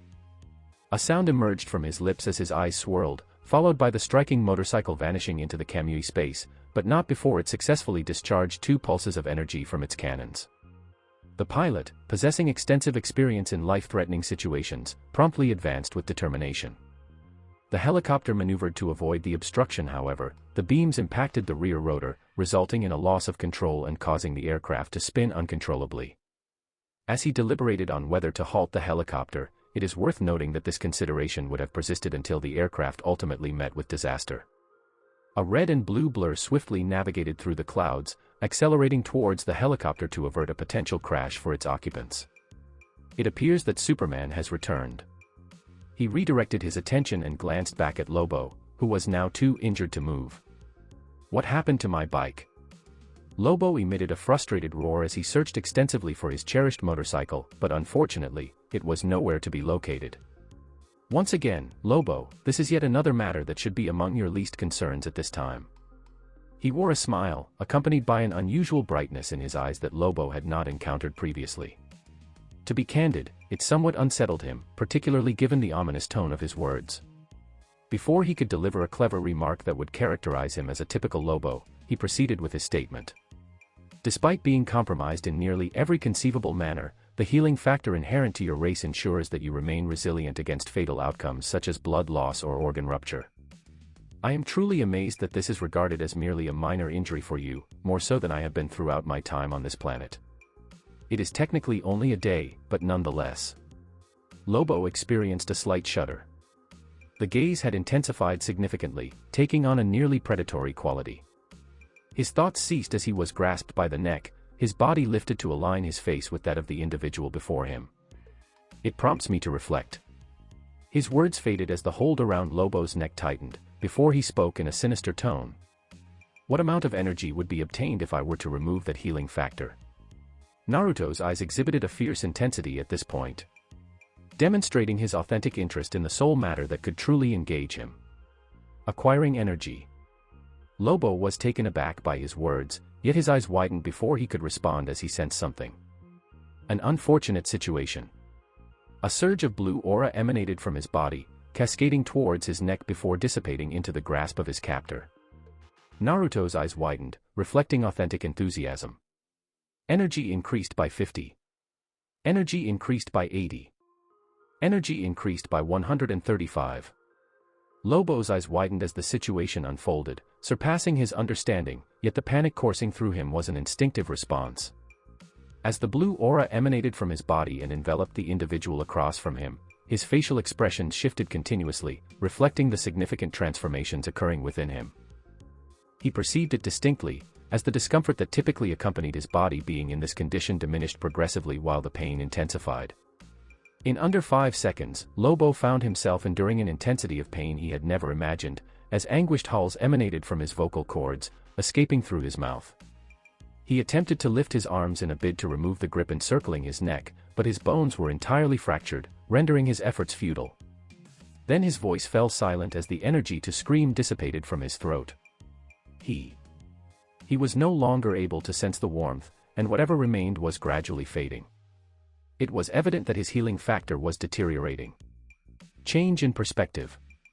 Despite his inability to initially observe Lobo's internal structure, he sensed that significant transformations were occurring within his body. His cells were in motion, exhibiting cracks as seams of blue energy emerged from within. His entire DNA code was being altered as he extracted the elements that defined Lobo as a Zarnyen. Naruto's eyes widened as numerous images surged through his mind. At that moment, he was able to perceive it. Lobo's cells, DNA, the genome, progressing deeper into his molecular structure, and ultimately to the atoms that constitute his existence.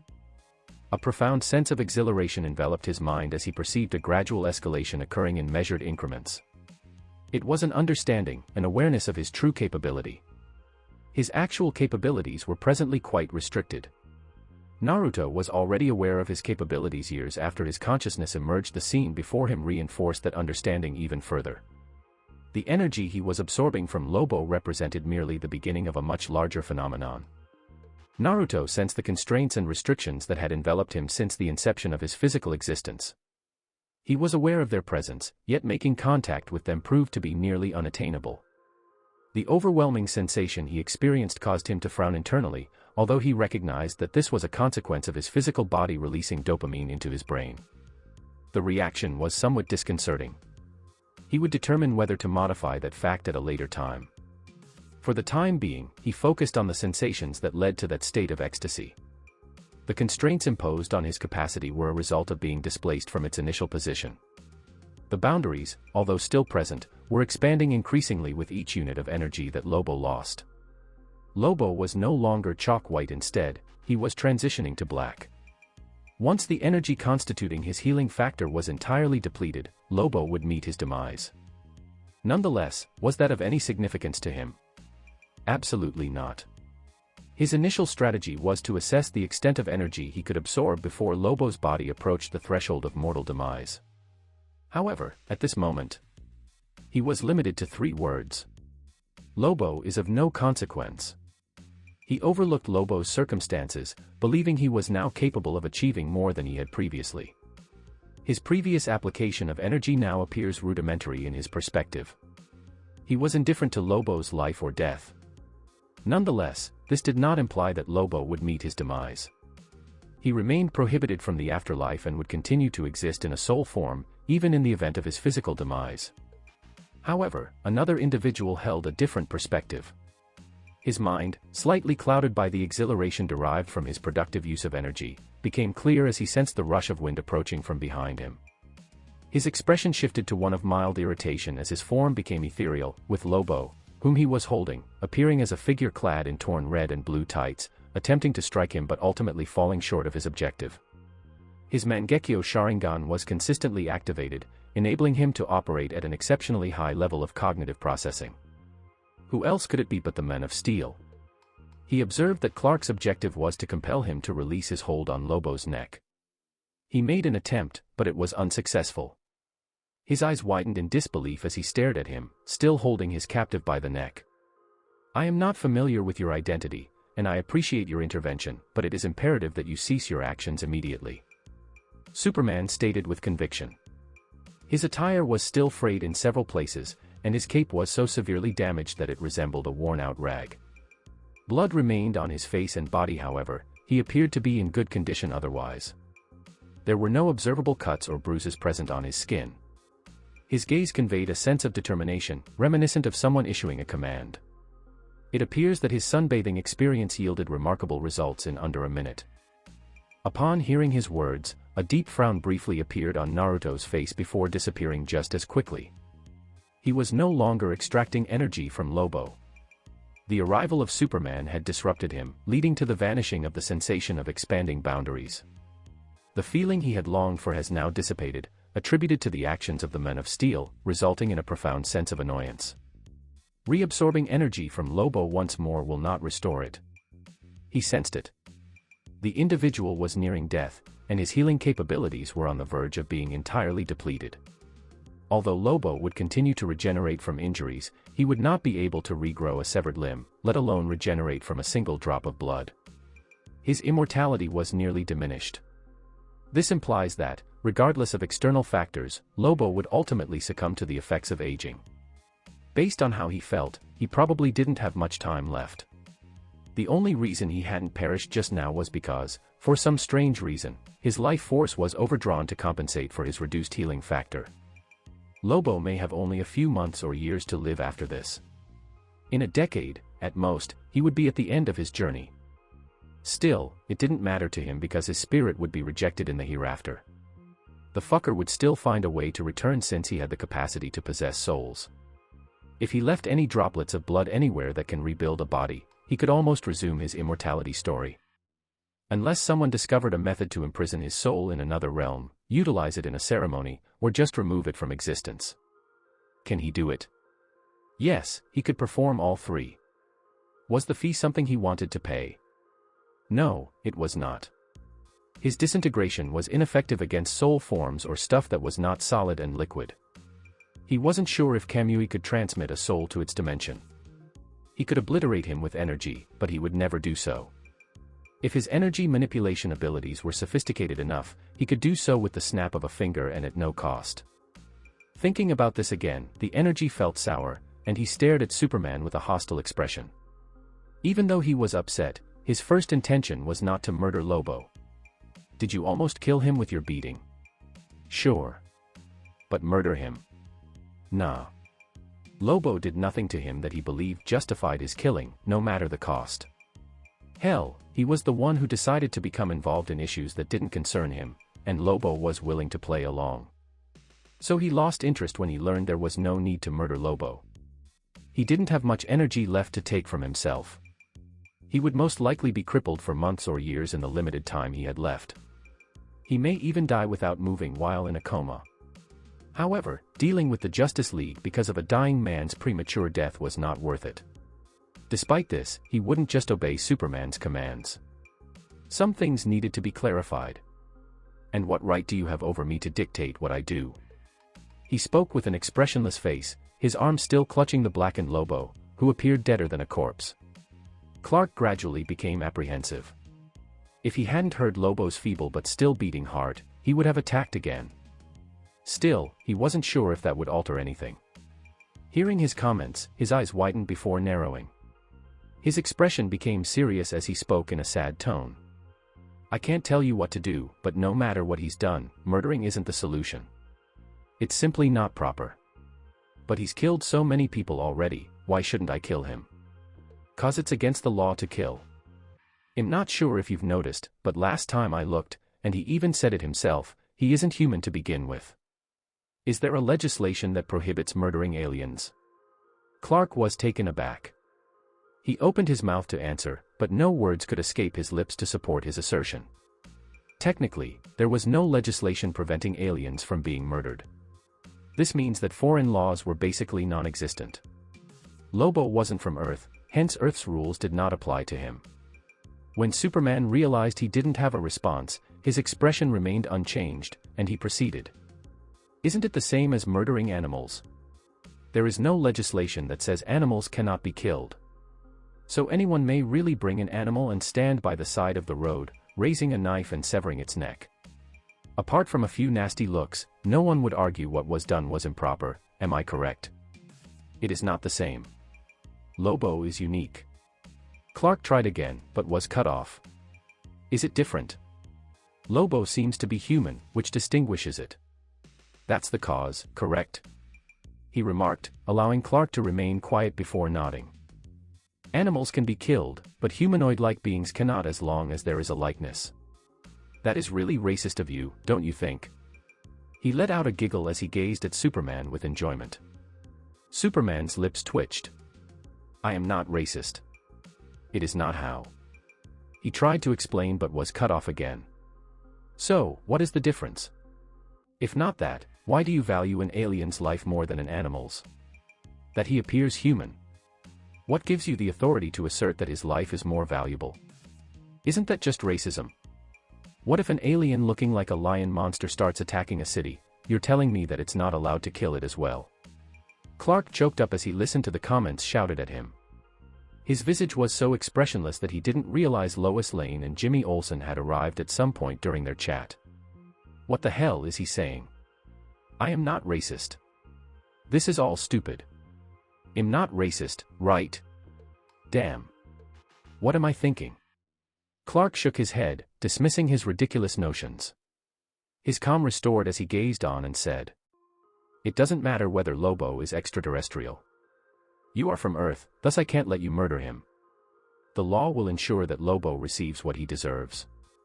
You personally murdering him will not make things better, because genuine justice is everyone's right. Even the worst of us. Clark spoke with an overwhelming presence. His own essence seemed to emanate justice and morality, and his innate charm added much to his leadership abilities. Still, Naruto's expression was unaffected. He thought it even more humorous when Superman appeared to be poised to stop him from doing something dreadfully wrong. If he were a villain or anti-hero, he would most likely be laughing out loud right now. Nonetheless, he continued to talk. And who the hell set him from Earth to begin with? His remarks took Superman off surprise, leaving him paralyzed in place. Meanwhile, Lois Lane and Jimmy Olsen's eyes expanded. The camera was rolling, catching everything they said as well as their confrontation for everyone to witness on their screens. "You're not human?" Clark could hardly help but inquire. Even though he was aware that aliens had a striking similarity to humans, this information slipped his mind. He always assumed that this man was a more stronger metahuman or anything along those lines. "No, I'm not. And Lobo is an intergalactic bounty hunter, therefore the laws of Earth literally have no effect on us." He spoke with a small curve of his lips. "As I previously stated, Lobo is a mercenary who seeks for money. He has destroyed civilizations, ripped families apart, and has more enemies in the cosmos than the Earth has vegetarians. Did it never occur to you that I may be one of those who lost someone close to his hands, and am looking to settle the score? Or do you also want to deny me my chance at revenge to save someone with no relation to you, or your planet and has only tried to kill you and caused more chaos in the time he was here because according to your moral logic, which I by this point find to be extremely absurd, me killing him is not right?" His face, although expressionless, could not conceal the enjoyment in his eyes, as if he had discovered something amusing. Clark froze. The Kryptonian, who had a strong feeling of righteousness etched into his bones, was left tongue-tied once more, unable to respond verbally. As a result of this episode, Superman's expression of silence became a hot subject for the following few weeks. There are many individuals who have heard Lobo's name. The amount of those who want him killed is considerably higher. Because neither I nor Lobo are subject to your planet's laws, Earthlings have no legal standing to prosecute a Zarnian. So tell me again, Kal-El of Krypton, what authority do you have to evaluate my activities and determine whether they are good or wrong? The flat tone has a tinge of hostility about it. Superman could only remain mute while his eyes conveyed a range of complex emotions. His expression was uncertain, as if he didn't know what to do. At that time, an engine could be heard roaring throughout Metropolis.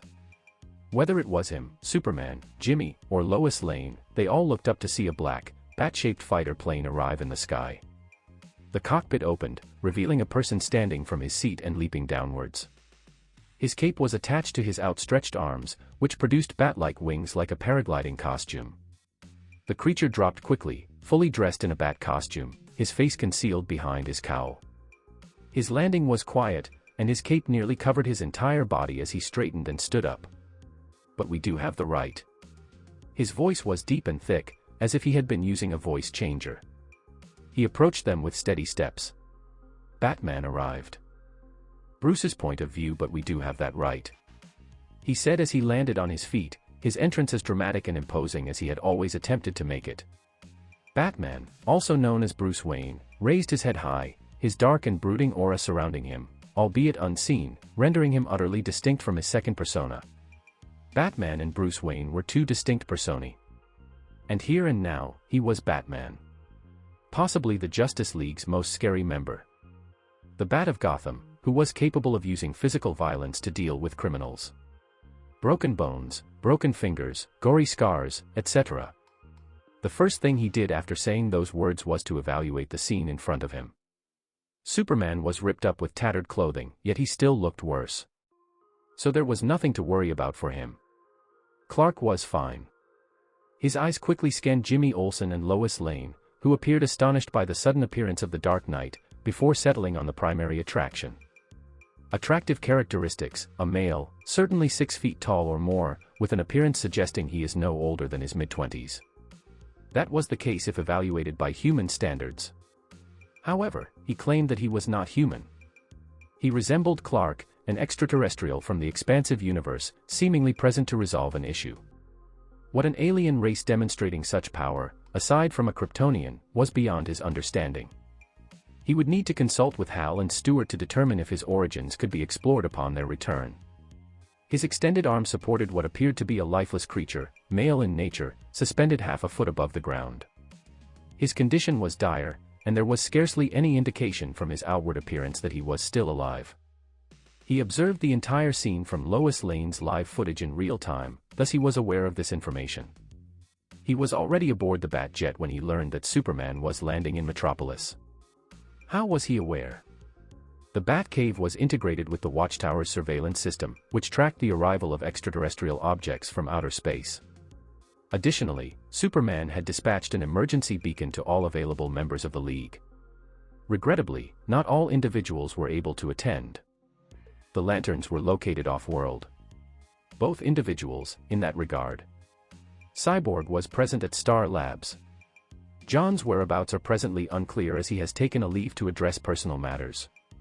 During Wonder Woman's time in Themyscira, the only individuals capable of responding swiftly were Flash and Shazam. Barry was managing an incident in Central City, while Batman remained uncertain whether Shazam had acknowledged the alert. He is expected to be in school at this time. The remainder of the League remained unaware that the champion of the gods, possessing powers comparable to those of Superman, was in fact merely a child from a foster home. At present, he intends to maintain that approach. During a brief interval while the jet operated on autopilot, he observed the live broadcast featuring Lois Lane from the Daily Planet, discussing the recent emergence of superpowered individuals who had chosen to visit Earth. Extraterrestrials have now been confirmed, possessing powers that could rival those of Superman. One had severely injured Clark, while the other had demonstrated exceptional performance by incapacitating his predecessor in a comparable manner. This young man, who bore a striking resemblance to a human, was particularly eye-catching. The simultaneous arrival of two individuals possessing powers comparable to Superman, often regarded as the League's most formidable member, instilled a sense of unease within him. The universe was indeed formidable. Upon assessing both individuals, it was determined that, despite one being currently incapacitated, Batman had classified them as Alpha-class threat levels. Their priority is on par with the demon that emerged years ago, which resulted in the formation of the Justice League. Steppenwolf. Negative response. Even Steppenwolf lacked the capability to contend with Superman at such a level. He was indeed capable of confronting the members of the Justice League, until the arrival of Clark. As a result, the dynamics of the conflict shifted from a deadlock to a decisive victory for Superman in a direct engagement, culminating with Diana delivering the final strike. Certainly, that would not fully capture the situation, as Cyborg and both Lanterns were engaged with the Mother Box, while Shazam had yet to gain complete mastery over his abilities. The situation was becoming increasingly unmanageable, and Batman found it unacceptable.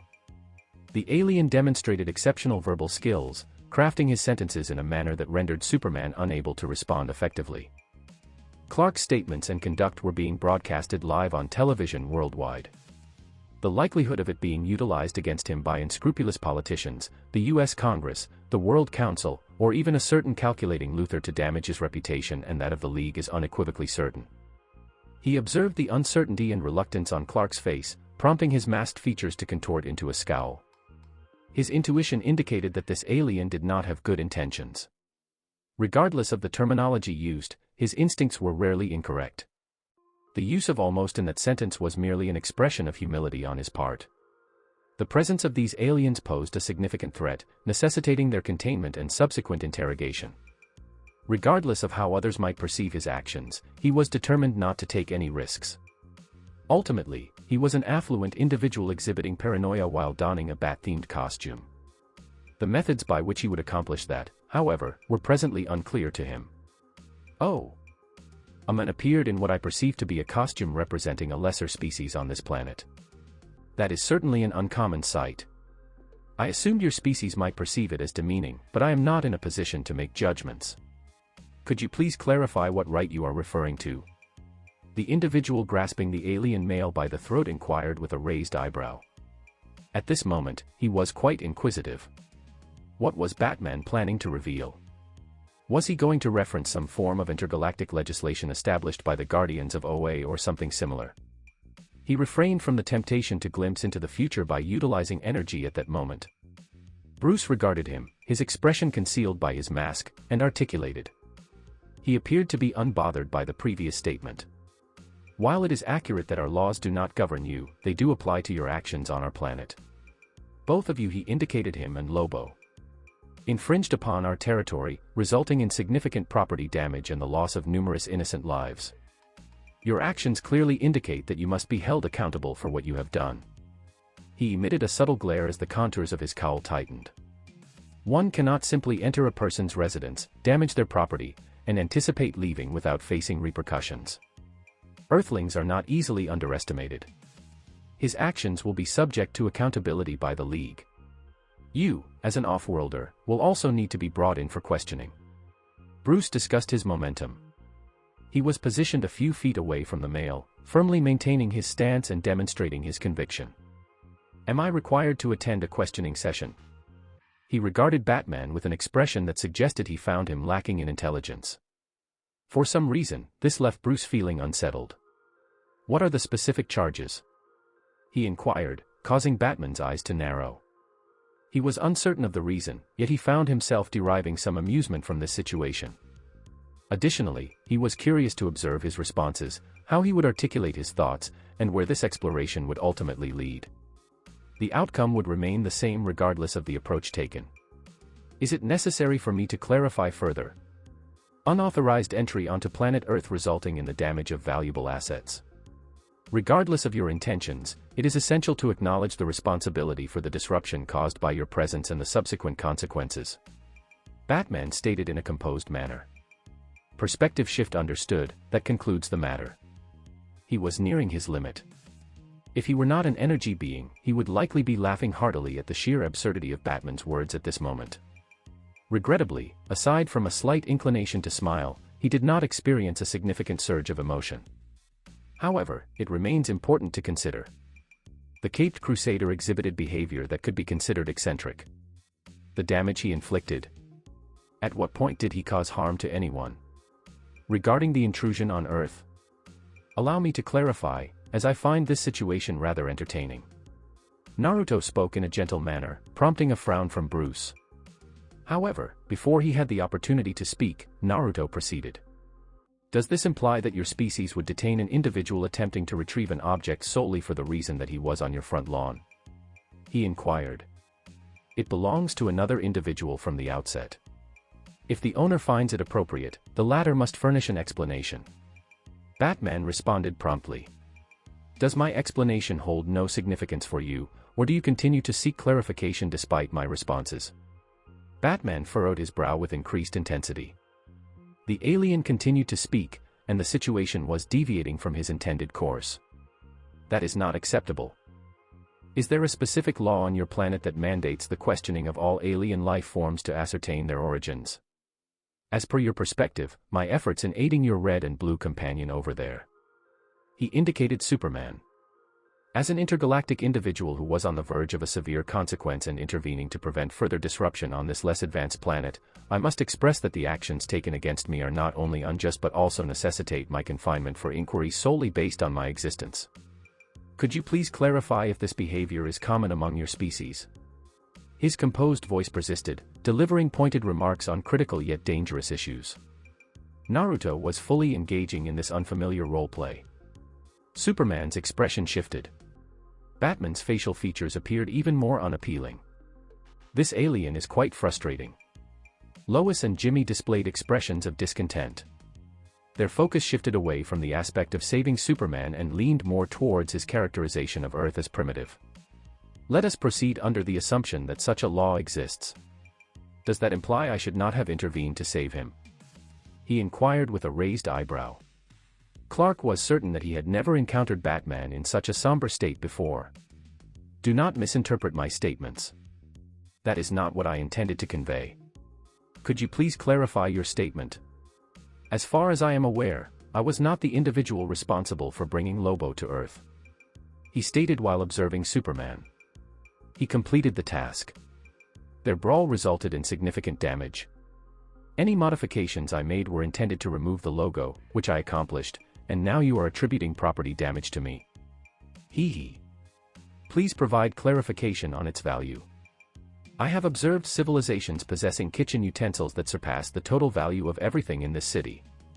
His lips displayed a subtle sneer. Your comments convey a lack of respect for my understanding and come across as quite arrogant. His hand released its hold on Lobo's neck, resulting in the latter collapsing to the floor with a thud. This action prompted everyone to adopt a cautious stance, yet he remained unfazed. His statements reflected fundamental truths. The extent of his actions involved forcefully colliding Lobo with several structures and the pavement. What is the status of Superman? Who held Superman accountable for the damages incurred during his confrontation with Zod on Earth, which resulted in significant destruction across various cities globally. Or when the Justice League confronted Steppenwolf. What is the total amount of damage incurred? How many lives were lost today due to a bounty hunter seeking the Kryptonian's head for monetary gain? Numerous individuals experienced indirect consequences due to Superman, regardless of whether it was his fault. He did not express anger regarding their deaths. He was indifferent towards them, yet he was taken aback that Batman had the audacity to utter such bold statements regarding property damage. Did he perceive him with disdain? An individual in a bat suit has expressed a desire to bring him in for questioning. Had his ego inflated significantly after interacting with a few individuals of questionable competence, or was Superman the source of his confidence? Did he believe he would collapse after displaying some kryptonite? I find the assurance in your tone when you state that I need to be brought in for questioning quite compelling. What leads you, dressed in a Halloween costume, to believe you are in a position to evaluate my choices? Aside from the fact that I have committed no wrongdoing, since when is it necessary for an elephant to respond to ants? His gaze had become icy, strikingly so, as he regarded Batman with a glare of profound intensity. A strong desire to eliminate the men in that moment was pressing at the back of his mind. Batman momentarily paused as he instinctively assumed a combat-ready stance. Superman positioned himself directly in front of Bruce, extending both arms to protect him from any potential threats. Lois and Olsen had also moved back several meters. Superman regarded the men across from him with a serious expression. Batman clenched his jaw. This did not unfold as he had anticipated. He also recognized how he had made inappropriate choices and the potential consequences that could arise from his poor selection of words. Are you suggesting that I should take responsibility for the disorder resulting from my arrival?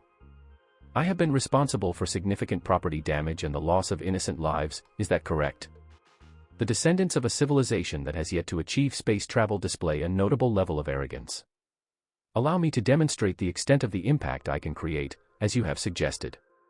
His hands took on a foreboding dark red hue as energy emanated from his core. Superman displayed a look of discomfort. I believe we may have started our interaction on an incorrect note. Batman seemed to have misstepped. Engaging in a significant confrontation is unnecessary. Our intention was to prevent any harm to Lobo. Bats may have developed a heightened sense of caution as a result. Clark stated in an effort to alleviate the tension. Although he had not witnessed the confrontation, the mere fact that he had succeeded in overcoming Lobo during the brief moment he spent in space was sufficient to make him realize that they were outmatched. Although he appeared to be healed, he had not yet regained his full strength. He had limited confidence in defeating this individual alone given his current condition, unless he received full support from the League. Additionally, that individual possesses the ability to become intangible, similar to Martian Manhunter. At this juncture, further conflict is unwarranted and would result in additional loss of life. He was not in favor of that. Batman emphasized this point with greater clarity. Based on the manner in which this individual communicated, Batman formed an unconscious belief that the alien was predisposed to adhere to regulations and would yield if he demonstrated who was at fault. This approach would enable him to encourage the individual to come in voluntarily, allowing for a more comprehensive understanding of his origins and intentions. It may be beneficial to understand a potential weakness should the latter indeed pose a threat. It is evident that he has come to the realization that he did not fully consider the implications of his decisions. This individual was not from Earth, and his perspective was significantly different from that of a typical human.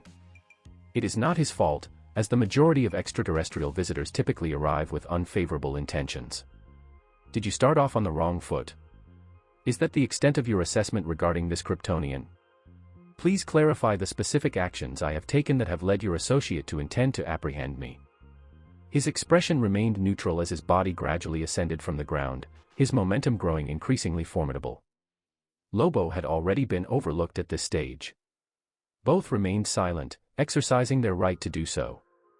Lois and Jimmy remained quiet in the distance. Indeed, he had not committed any wrongdoing. He was instructed to present himself for questioning. Even the most gentle individual may exhibit unexpected aggression when provoked. Clark felt a surge of frustration and harbored unspoken resentment towards Bruce at that moment. At that moment, a buzzing sound disrupted the serious atmosphere. The man furrowed his eyebrows and retrieved a phone from his pocket. Upon observing the number displayed on the screen, His expression remained unchanged as his body descended back to the ground under the influence of gravity.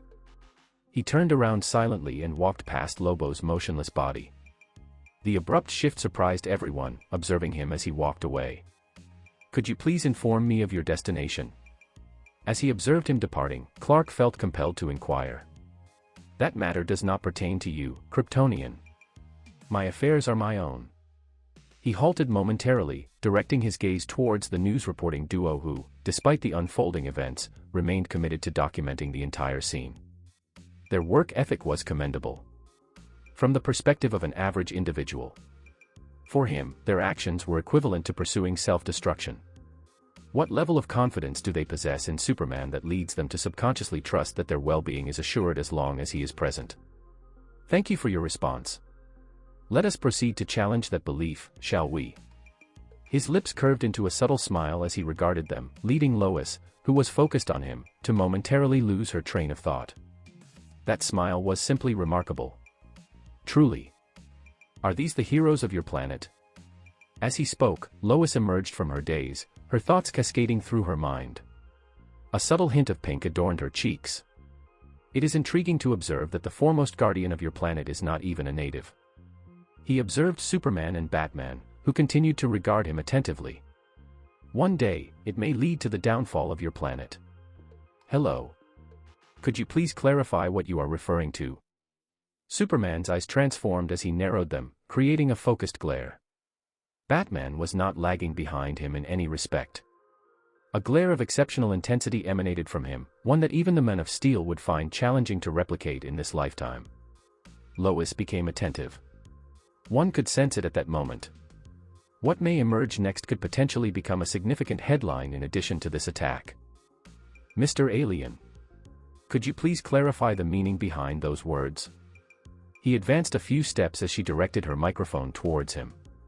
She remained at a considerable distance, as her subconscious caution restrained her from moving closer.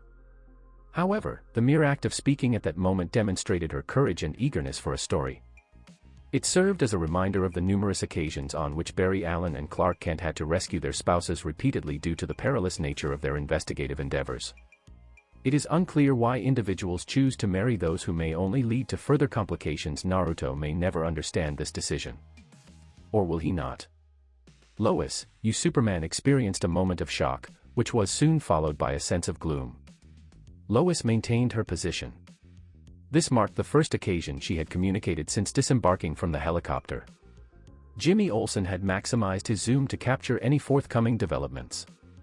Given the impeccable stage you have established, it would be unwise for me to disrupt it. Naruto reflected with a chuckle as the smile gradually disappeared.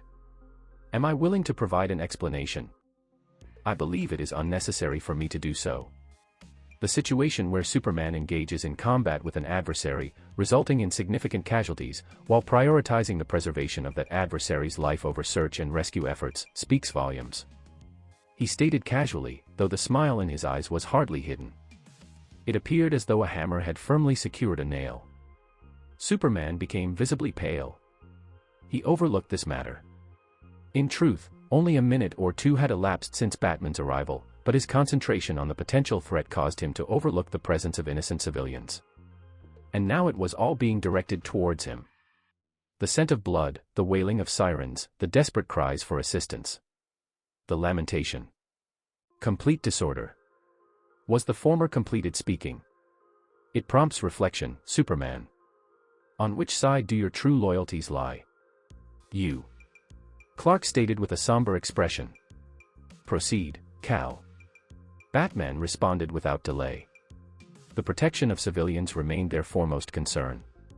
Superman departed without hesitation and soared into the distance. Observing Batman allow Superman to depart, Naruto felt a subtle acknowledgement for the former. At this moment, he has the capability to eliminate the latter without any external interference. What, then, was the source of this individual's confidence? Or was he wagering on the possibility that he would not end his life? He was uncertain whether that was an act of bravery or folly.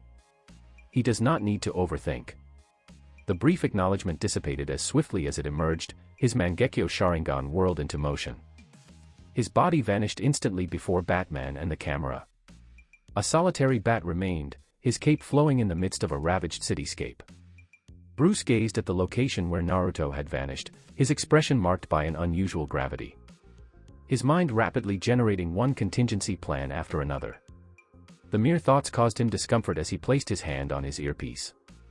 Batman requests the presence of all League members for an emergency meeting.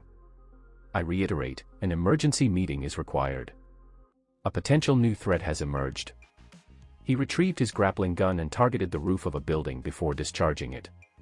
His body was elevated, leaving only his ascending silhouette and the two reporters documenting the event. Bruce's schedule was about to become quite demanding.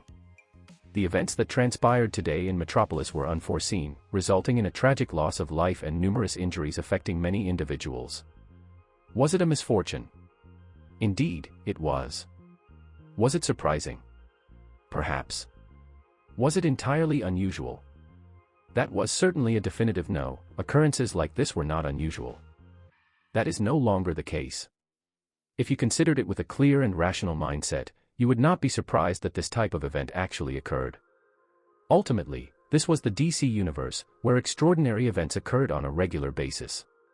Since the establishment of the League, dedicated to upholding justice and combating evil, it appears that world-ending events such as alien attacks, mutant threats, and armored terrorists causing chaos have become a routine occurrence. The kidnapping of the mayor by criminals armed with plasma-charged weapons failed to provoke any significant response from the audience, while the continued presence of supervillains only warranted a spot on the front page. Civilians had become so accustomed to the situation that they failed to recognize the Earth was evolving into a significant focal point for various challenges. Today's event was, at best, another unfortunate occurrence that is likely to fade from media coverage within a week or so. This may serve as a reference for future media stories.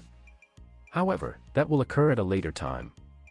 At this moment, Superman was fully engaged in search and rescue operations in collaboration with Batman, making efforts to preserve any remaining lives before they are lost to death.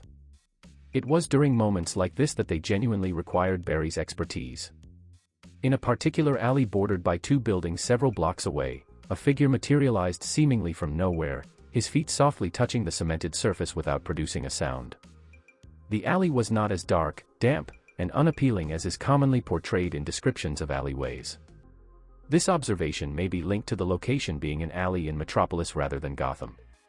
His facial features were striking and could only be characterized as remarkably impressive. A Mangekyo Sharingan rotated within his eyes, granting him a vision that extended far beyond the capabilities of ordinary sight. In light of the extensive destruction that occurred, he had to acknowledge one point with considerable candor. The battles involving Superman present significant risks to property. Indeed. Concerning the Men of Steel, there are limited fight scenes where he successfully incapacitates the enemy without inflicting some form of damage beforehand. He often contemplated who bore the financial burden for the cars and personal property that Superman and his adversaries demolished during their confrontations. Superman has never demonstrated the ability to deliver quick one-shot attacks against his opponents. While his super speed may not match that of the Flash, it remains formidable when compared to non-speedsters. Was Superman underperforming? No, that has ceased to be a question. For a Kryptonian who absorbed energy from the yellow sun over a 30-year period, his performance indicated a noticeable lack of effort. Nonetheless, that was of no consequence to him. Once again, he showed minimal concern for Kal-El. The primary concern at this moment was the outcome of his efforts. He lifted his hand, which held the phone, to his ear and responded to the call. This call effectively prevented Batman from sustaining a serious injury moments ago. Silence prevailed as he pressed the answer button. Silence enveloped both parties as time continued to elapse. The Pentagon, located in Virginia, United States. Within the confines of the General's office. The environment appeared tidy and tastefully arranged, except for the somewhat disorganized table that contained numerous unreviewed documents nestled among manila folders. The office featured a table and a comfortable chair, with minimal amenities required, along with a television screen displaying a breaking news report from a city located in the central region of the United States. A mug inscribed with the words, "World's Best Dad," was positioned at the edge of the table, containing a cup of coffee. A man dressed in an army green jacket and matching long trousers sat on the swivel chair, facing away from the table. His uniform featured 4 stars on the right chest area. His head was adorned with short gray hair, and his blue eyes displayed a cold, piercing gaze as he overlooked the television screen, focusing instead on the glass wall that separated him from the outside world. The commanding presence he exuded was a clear indication of his significant authority. A person who regarded himself as significant, and indeed, he was significant. General Sam Lane, Secretary of the United States Department of Defense. A career military officer serving as a general, he is the father of Lois and Lucy Lane and notably, the future father-in-law of Superman in nearly all DC timelines. The general was seen with a phone held to his ear, suggesting he was engaged in a call. However, he remained silent throughout the interaction. It seems that the individual on the other end also remained silent. Time elapsed, with seconds transforming into a minute before the individual on the other end finally articulated a sentence.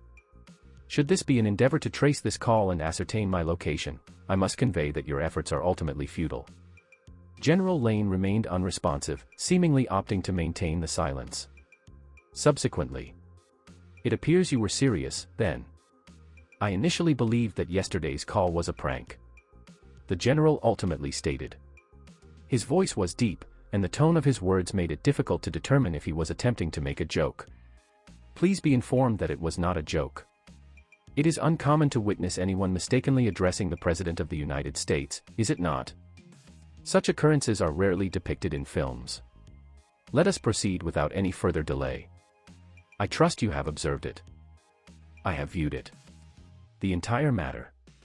His eyes were noticeably narrowed as a range of thoughts, understood solely by the general himself, traversed his mind. He rotated in his chair, directing his attention to the flat-screen TV mounted on the wall of his office. The video featured his cherished daughter, Lois Lane, as she undertook her perilous role delivering a news report on a significant disaster in Metropolis. Thank you for the information, Mr. Lane. We can now proceed to discuss collaborations. I will meet you at your office. The men spoke in a monotone, leading the general to experience a moment of confusion. Would you like to meet with me? I question whether you would be able to reach my location, Metropolis, assuming you are even aware of where I am situated. That is, unless he possessed the ability to fly at extraordinary speeds akin to Superman or run with the swiftness of the Flash. Before he had the opportunity to reflect, a straightforward voice emerged from both his phone and, rather unexpectedly, from behind him. There is no reason for uncertainty, Mr. Secretary. Assessing my abilities is a challenge that would be more appropriate for Superman. Sam Lane acted without hesitation. His body, with reflexes refined through years of experience, moved instinctively as he drew his weapon and aimed behind him while pivoting. A person stood behind him, who was certainly not present before. His face resembled the one he had just observed on the news moments earlier. Is there a capability for teleportation? Sam furrowed his brow as he aimed the firearm at him. His hands displayed no intention of lowering the firearm. I will consider your perspective. I recommend that you consider putting the firearm down, General. It is clear that the decision to use it may not have significant consequences, and could potentially lead to serious health risks if that bullet is discharged. The individual remarked with a subtle shrug of his shoulders. His luminous purple eyes, adorned with unusual patterns, surveyed the office with a hint of curiosity, allowing Lane to take note of him. He appeared completely unfazed by the Glock 19 pointed at his head, demonstrating a clear disregard for both himself and any potential resources he might possess. Given Lane's observations of his actions on television, he found it entirely unremarkable. With the firearm firmly in his grasp, providing him a measure of security, he inquired. Who are you, extraterrestrial? He did not provide a response. He proceeded past the general, his gaze scanning the surroundings almost indiscriminately. He eventually directed his attention to the numerous folders on his table. Lane, noticing his gaze, elevated the gun that had been partially lowered back to confront his head. These were documents, some of which contained classified information. He would prefer to face dire consequences rather than allow this. I believe I instructed you to put the firearm away, Mr. Lane. I prefer not to have a toy directed towards my face. His impassive face focused on the gun still directed at him, and his eyes whirled with intensity. The firearm in Sam's hand vanished without a trace, leaving him momentarily bewildered. With that addressed, we will address some of your inquiries. Ultimately, successful collaborations begin with effective communication. He positioned himself on the chair in front of the table, his lips subtly upturned. General Lane swiftly regained his composure in an instant. He had observed individuals with the ability to fly and move houses, as well as aquatic beings capable of lifting submarines. His ability to make the gun vanish was merely a sleight of hand when juxtaposed with those entities. Your ability to make my gun disappear in this building effectively alleviates any suspicion regarding your status as a metahuman. Sam stated as he took his seat, his expression returning to one of dignity. In the presence of a potentially dangerous extraterrestrial, he maintained his composure and exhibited a calm demeanor. His heartbeat is steady and vigorous, a testament to his military discipline, affirming his worthiness for the position he holds. Internally, his mind was racing in multiple directions. The entire building was equipped with metahuman dampeners developed by Star Labs to guarantee the Pentagon's security against metahumans. The sudden appearance of this individual lent a degree of credibility to his assertion of being an extraterrestrial. The determination of whether you are genuinely an alien or a human employing certain strategies is yet to be concluded. Humanity has encountered several challenging experiences with extraterrestrial beings. I would like to inquire, Mr. Alien, about your identity and your objectives on planet Earth. Sam inquired with an intense gaze that could rival even Batman's formidable stare. His hand beneath the table rested on a small black button, serving as a precautionary measure in the event that this discussion took an unfavorable turn. The presence in the room was aware, yet showed no concern whatsoever. What is my identity? I am Naruto Uzumaki. I do not possess a world to which I belong. Sam's expression darkened as he carefully examined Naruto's facial expressions, seeking any clues he could uncover. Naruto proceeded with unwavering determination. I may be the final representative of the energy sentient, the 10 Tails. Regarding my objectives on your planet. A smile emerged on his face. It exhibited no signs of emotion, yet possessed a distinct charm of its own. Not much, to be frank. I have a singular ambition to govern the world. With that statement, General Lane activated the button. Contrary to popular perception, the Hall of Justice was not the Justice League's main headquarters. The League's initial headquarters of operations, the now abandoned Mount Justice, was compromised during an assault by the Joker, forcing them to move, relocate and upscale to avoid a repeat performance. The Justice League's Watchtower was also erected. A space station, far out in space, financed by Bruce Wayne, also known as Batman, and built by both Green Lanterns with highly advanced technology from multiple planets such as Earth, Mars, Krypton, and Thanagar to better defend the planet and prevent extraterrestrial invasions from reaching Earth. Potential space threats were effectively stopped before they could launch an assault. After all, the Joker had previously shown that a properly determined attacker could breach their protections, and the first members of the League faced hundreds of deadly criminals. What would the world think of its greatest heroes if their base of operations was consistently assaulted by villains on a weekly basis? As a result, Washington, D.C.'s Hall of Justice had become nothing more than a tourist attraction. A planned front for the League, with the real base of operations undisclosed and only available to verified League members. And now, on the Watchtower, high above the Earth's atmosphere, recognized Wonder Woman 03. Recognized Superman 01. A thrum of strong machinery and a pulse of golden light announced the arrival of the Justice League's well-known superheroes.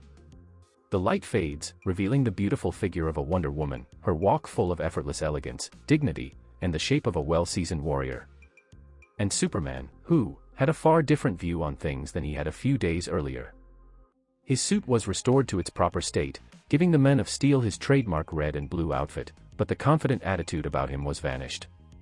He followed Diana, shoulders lowered and back slightly stooped, with gloomy eyes and a loveless expression on his face. Diana could only sigh internally as she felt the crushing guilt that weighed on his heart and thoughts, but she couldn't think of anything further to say to soothe him. A day had gone since what was now dubbed the Clash of the Otherworlders by numerous publications around the nation occurred in Metropolis, and it remained the top hot search list on all information websites. Countless online arguments had erupted on social media, enthusiastically debating the catastrophic destruction of Metropolis and the fight of the extraterrestrials. The majority of it concentrated around three primary figures: Superman, the white alien known as Lobo, and the final one, who had been kept nameless but was now referred to as the Red Transflux, Paraflux, Deviate, or Warp throughout the internet. Many of these talks were harshly critical of Superman, and not in a positive manner. Clark had already learned to disregard this, since there will always be individuals who dislike you for being you. Especially when you were an extraterrestrial from another planet with the ability to swat them into shreds of flesh and blood with a simple wave of your hand. Humans tended to dread what they didn't comprehend. Clark knew this. But what genuinely worried him was the notion that thousands of people had perished, and he was, either directly or indirectly, to blame. As a result, having accusatory fingers pointed at him made him feel even more guilty. For all of his majesty and godlike power, the alien among them is and has always been compassionate and human, which is darkly ironic.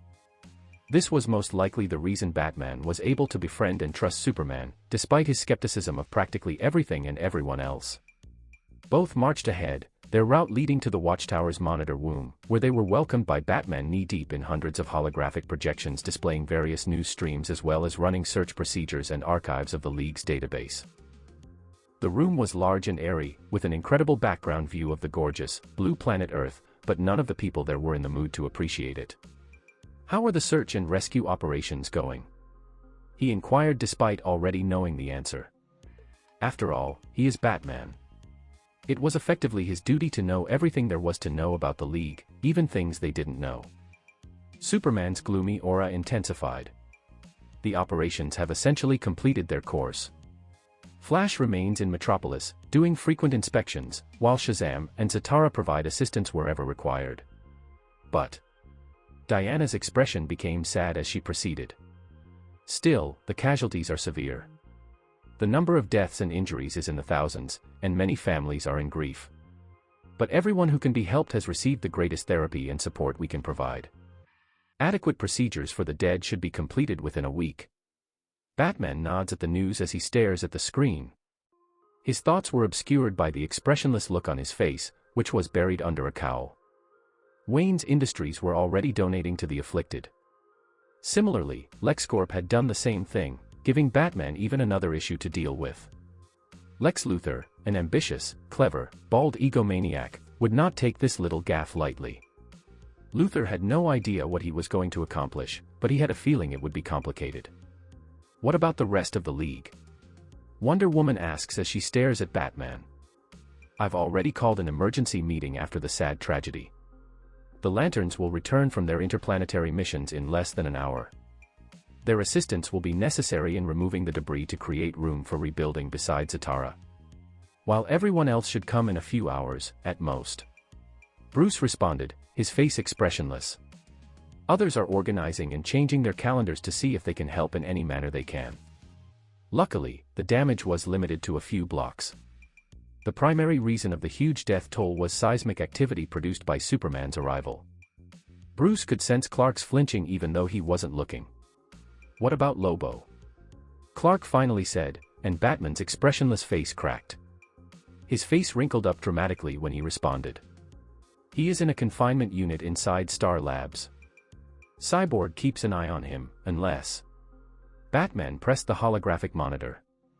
The holographic panel displayed live video of a confinement cell, which showed a black-skinned extraterrestrial with dark hair strapped into a rehabilitation pod with green liquid filling the tank. He was missing an arm and had several bruises and injuries all over his ebony skin, which was unusual and indicated that his health was not good. Both Wonder Woman and Superman scowled. When Superman saw Lobo's state, his eyes widened in shock as his mind battled to accept what his eyesight was telling him. His condition is peculiar to say the least. Batman has ended. Point of view change. Lex Luthor stapled his fingers together as he stared at a screen in his living room. The television repeated Lois Lane's report on the clash of the Otherworlders. Nothing could be heard except for continual booming booms, which blocked out the helicopter's roar. Lex observed with curiosity. The movie stopped abruptly, followed by a close-up of the person now known as Deviate, Warp, or Transflux. Bah. Who cares? But he did. Lex was truly fascinated in the new and unknown variable that had appeared in Metropolis. The white alien's ability to beat Superman piqued intrigue, but... An extraterrestrial from another planet, you claim. With the intriguing abilities of teleportation and intangibility. What additional secrets do you keep? This will be of interest to the light. Lex Luthor spoke to the photo. Seriously, what is Batman's deal? His condition is peculiar to say the least. Batman has ended. That's Lobo. Superman couldn't help but react in amazement. It's not his fault, however. His mind was so preoccupied with the other alien, then concerned about the damage and casualties, that he instinctively failed to consider Lobo's condition. This was startling, to say the least. Lobo, who could fight him, seemed to be on the edge of death. Not to mention that he always seemed to recover from every strike as if it had never occurred, which was in sharp contrast to how he seemed now. Superman and Lobo, although being in the same weight class, had two key differences. Clark depended heavily on his powerful, invulnerable body, which rendered him theoretically impervious to almost any physical injury. The fact that there was nothing on Earth that could injure him, apart from kryptonite, all but confirmed that idea, since the Men of Steel wouldn't mind absorbing massive blows as long as they didn't cause any damage. In the film Superman vs. Brainiac, a metal humanoid came onto Earth, battled Superman, and used a sharp weapon comprised of exotic metals to assault Superman's forehead, but the weapon just rebounded off while Clark yelled out. I actually felt that. Clark Kent's power and invulnerable body were fundamental to his identity as Superman. Lobo, on the other hand, was entirely different. He had Clark's strength but lacked his invulnerability. Lobo's skin protection may be no more effective than that of a somewhat stronger superhuman. But his regeneration ability more than compensated for the unkillable cockroach's weaknesses. Superman depended much less on his capacity to recover from catastrophic injuries than typical people since he was seldom hurt in the first place. An opponent who could compel Superman to bleed was both difficult to locate and possibly fatal. So, whereas Superman's invulnerability was his primary hallmark, the Zarnian's was his immortality. Lobo now seemed as mortal as a cancer sufferer on a sickbed. Surprisingly, it is. Batman said as he started moving his hands to gather information. The news broadcast vanished, replaced a second later by half a dozen holographic monitors showing everything had acquired, the focus of their whole attention.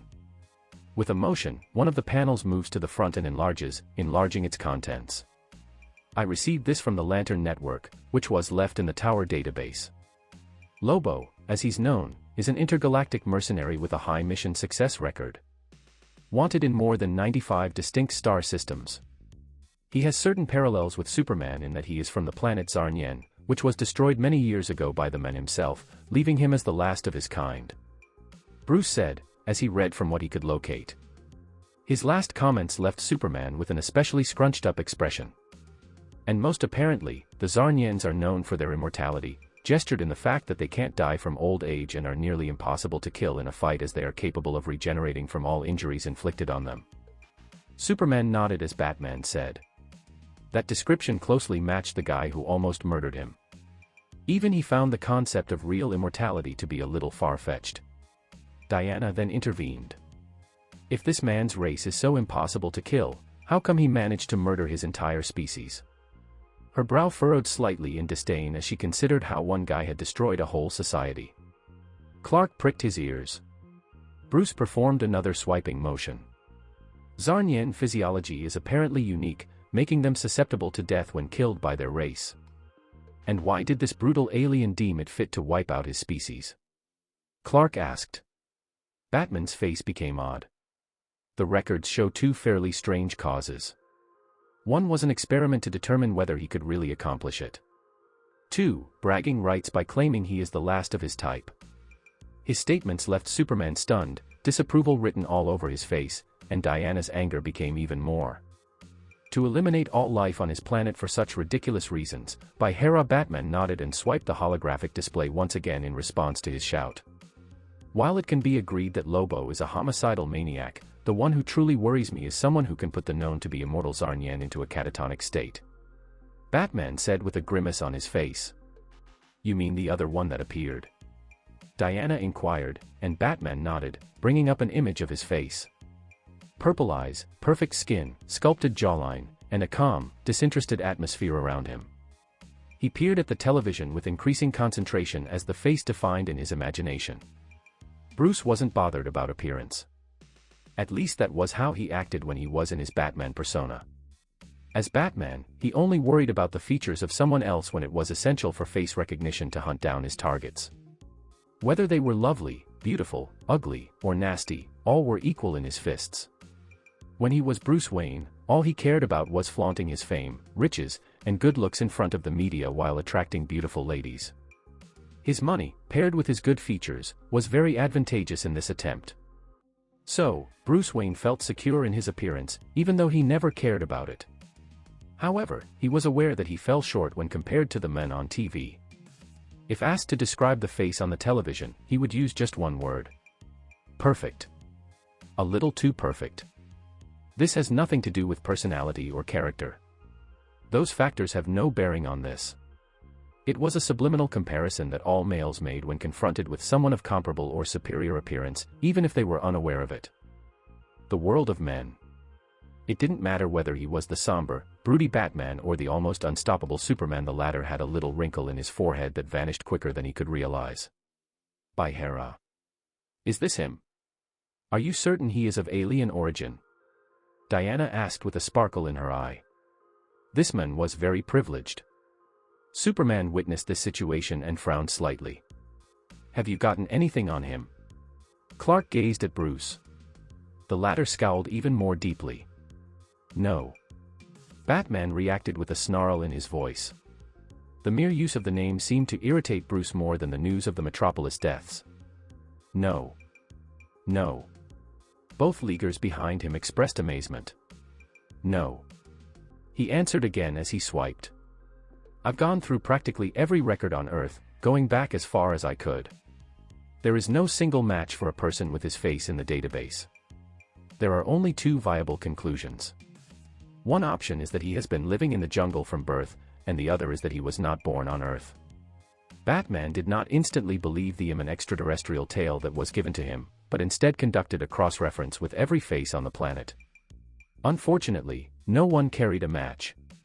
So it's just confirming that he's not from Earth, then? Clark asked. I wanted to be certain. Make sure it wasn't simply a metahuman pretending to be an extraterrestrial invasion. It seems that we can rule that option out unless anything proves otherwise. Batman nodded. It's not too tough to believe. I doubt that any person on Earth can have such a visage. His features appear to have been molded by the gods. Diana remarked, continuing to gaze at the photo with fascination and interest. Superman frowned even more firmly, his body language growing uncomfortable. It doesn't matter what he looks like. The guy almost murdered Lobo, and who knows what his true motivation is for being here. What matters is that he is dangerous. Superman muttered with a furrowed brow. Diana moved away from the photo, raising an eyebrow at him. Bruce, on the other hand, seems to have picked up on something else. Diana said. After all, he was Batman, the world's best detective. Are you suggesting that this guy resembles you? A demigod or a child of some god? With his power and ability, it is doable. Although I'm not sure whether any gods have talents comparable to his. Unless his tremendous movement is a means of increasing speed. If that's the case, you're likely to be Hermes' offspring.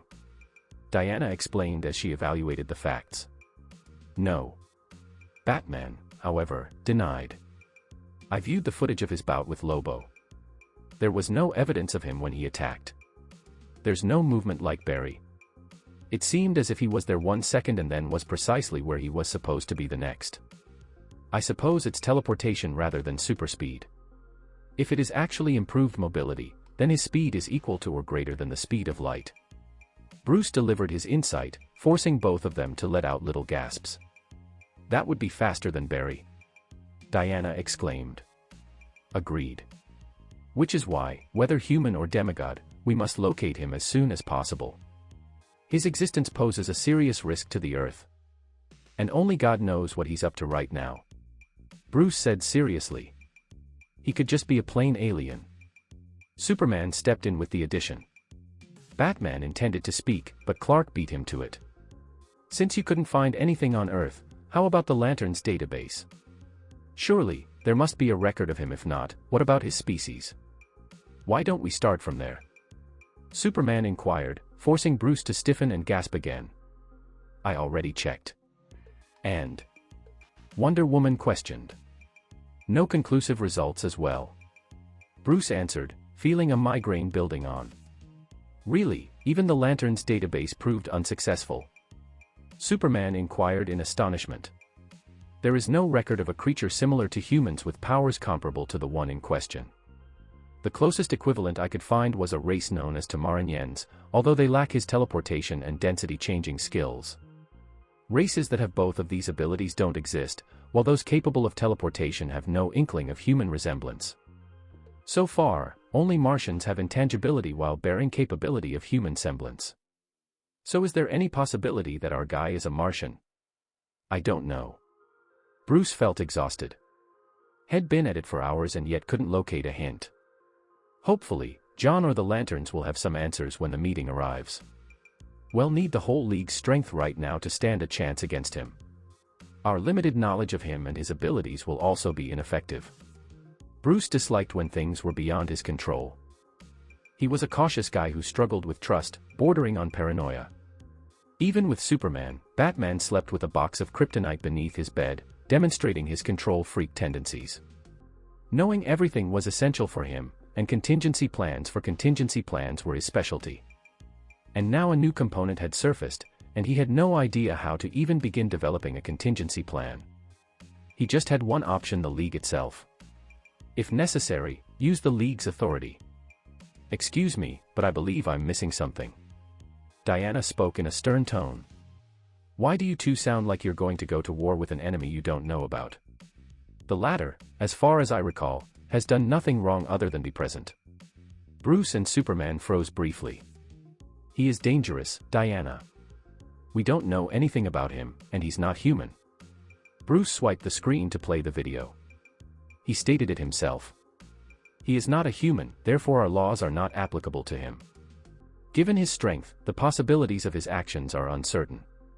The level of risk associated with him is excessively high and cannot be overlooked, necessitating our decision to bring him in. Batman's time extended somewhat. Until we determine that he is no longer a risk, or he departs from Earth. I concur with Bruce on this matter, Diana. Regardless of his identity, his statements indicate a complete lack of hesitation regarding taking a life. He almost caused significant harm to Lobo. It is imperative that he does not remain at liberty. Superman placed his hand on Bruce's shoulder and spoke. However, he did not take his life. As you mentioned, we have no information regarding him. He articulated his objective in seeking Lobo. Should we not consider the potential consequences of provoking him aggressively? No. While he did not eliminate Lobo, that does not hold significant implications. I listened to his remarks when he addressed Clark. Another segment of the video was presented. Did it ever occur to you that I could be someone who has lost a loved one to those responsible, and I am seeking to address that injustice? Here is the information you requested. I contend that his statement in this context is inaccurate. Observe his eyes as he spoke, they conveyed emptiness. There is an absence of anger, animosity, or the sorrow associated with the loss of a cherished individual. Simply nothing exists. That does not reflect the actions of an individual seeking to resolve a conflict. His entire demeanor appears to be unusual and lacking significance. This was fundamentally a matter of execution. His inquiry in this context was purely hypothetical. A hypothetical inquiry, if you please. And there. The expression revealed everything, a brief glimpse of amusement. I am confident that he has a specific objective, and defeating Lobo was merely one aspect of it. He showed little concern for Lobo afterward. The discussion surrounding revenge was nothing more than insincere rhetoric. There was not a single indication of an intention to kill. He adjusted his fingers to unveil another scene. This is the location where it truly occurred. Batman indicated the moment when the alien confronted both him and Superman, poised as if preparing to strike. At this moment, he was prepared. Actually prepared to take decisive action, specifically regarding myself. He experienced a sense of insult, and although his expression appeared neutral, his eyes conveyed his true feelings. He indicated that I would be held accountable for it. He likely would have. Batman proceeded. Until he received that phone call. The phone caused him to halt his intended actions at that moment. It seemed to hold greater significance than any form of compensation he intended to offer me. Herein lies the issue. If he had accompanied Superman and Lobo to Earth, then how did an alien acquire an Apple iPhone? Batman inquired as he proceeded with his deductions, which had by this point captivated Clark and Diana. He excelled in his role, deserving of the recognition given to the world's foremost detective. Are you suggesting? Superman inquired. Batman proceeded. I am confident that he did not follow either of you to Earth. He was present here prior to both of your arrivals in Metropolis. Upon your entry into the atmosphere, the Watchtower did not identify any further anomalies. This indicates that the two of you arrived independently, without anyone else accompanying you from behind. At that moment, his hands were already engaged in typing on a holographic keyboard. It is possible that he was aware of Lobo's intent to come to Earth to pursue you, prompting him to arrive in Metropolis ahead of time. However, we have not detected any indications of entry into the planet prior to or following your departure into space to assist John. Given that we were unable to ascertain the circumstances of his arrival on Earth, we can only conclude that he utilized his teleportation ability to reach the planet without detection. Batman proceeded. Disregard all other considerations. The extent of that teleportation is truly astonishing. Clark expressed his admiration. However, if he possessed the ability to teleport directly to Earth from an unknown location, what leads you to conclude that he was on Earth prior to Superman's arrival? Is it due to the cell phone? Diana inquired, a hint of confusion evident in her expression. It is possible that he simply acquired that item. The likelihood for an extraterrestrial being is minimal, yet it remains a possibility. He could have utilized that phone to access the internet for various purposes or to obtain straightforward information. The presence of numerous uncertainties consistently left me feeling uncertain, prompting me to reconsider my approach. A multitude of holographic screens materialized as he navigated through them sequentially. I had a strong intuition, suggesting that he may have been present earlier. I began my journey from the period when Superman and Lobo made their appearances. Photographic equipment, video recording devices, and any relevant items I could locate. My suspicions were confirmed upon observing this. A security camera video was displayed near a traffic light, capturing the movement of numerous pedestrians on the sidewalk. A man wearing a hood emerged from the side of an alley. He walked forward with a calm expression, his head held high and exuding an air of indifference. It is indeed him, Superman remarked with a frown. The individual in the video was quite striking, drawing the attention of everyone who passed by, as they gazed at his face with wide eyes and parted lips. The individual proceeded directly past them and entered a convenience store. The display shifted to a male purchasing 2 packets of medication, each containing a single pill. It was a type of medication typically utilized for deworming purposes. Despite his awareness of the situation, Batman chose not to highlight that detail. The scene unfolded silently as the male gazed upward, offering a subtle smile before vanishing from view. Clark intended to speak, however. He was interrupted as Bruce raised his hands to indicate silence. He engaged the holographic keyboard to observe the scene transition once more, displaying a shaky video of Superman being overpowered by Lobo. The individual's leg was positioned against his chest as he elevated his blaster to aim at Superman's face.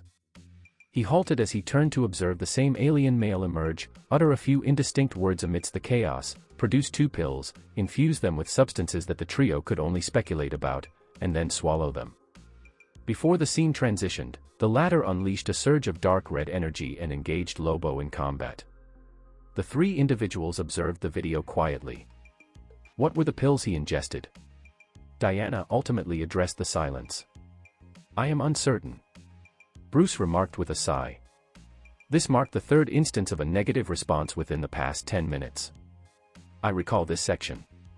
Initially, I was unclear about his actions. However, I still do not comprehend what transpired, Clark remarked while thoughtfully scratching his head. Their confusion was collectively experienced by all 3 individuals. It is understood that what he possessed were merely standard pills, until he infused them with an unidentified energy. He subsequently exhibited a red aura shortly after consuming them. What did he create? A comprehensive solution? Clark felt compelled to inquire. Batman remained motionless, his expression contemplative, before offering a response. It is feasible. Are you suggesting that the energy transformed the pill into a substance capable of granting superpowers? The energy originated from his hands, which he subsequently consumed after infusion to enhance his abilities. Diana inquired. It is feasible. I have 2 hypotheses. Bruce, in his capacity as a detective, articulated his potential suspicions. The initial point is that his abilities are not enduring and require regular replenishment after an indeterminate duration. Furthermore, a medium is required, and the energy that emanates from his hands cannot directly influence his body, which underscores the necessity for the pills. Isn't the energy derived from him? Given the limited information available, we cannot draw any definitive conclusions. Incorrect assumptions can result in significant repercussions. Batman responded. What is the second? Diana inquired. Batman remained silent. As moments elapsed, Superman prepared to respond, ultimately delivering his reply. A presentation. Excuse me. Could you please clarify? I requested a demonstration. Based on my analysis, he exhibits a calm demeanor. His composed demeanor, combined with his appearance, suggests an ideal presence. If his abilities were genuinely transient and necessitated intermittent replenishment, what would motivate him to disclose such a vulnerability? His capacity for teleportation has always been present, so why choose to showcase it so publicly in front of Lobo rather than in a more private setting? Batman conducted an analysis, and the members of the League behind him expressed their agreement. It is simply a lack of judgment. Considering the phone call he had prior to his departure, I am increasingly inclined to believe that this was merely a performance. It could either be a demonstration for the League, leading us to form a misguided assumption about his actual abilities, suggesting that his powers were merely temporary. Or Batman drummed his fingers thoughtfully.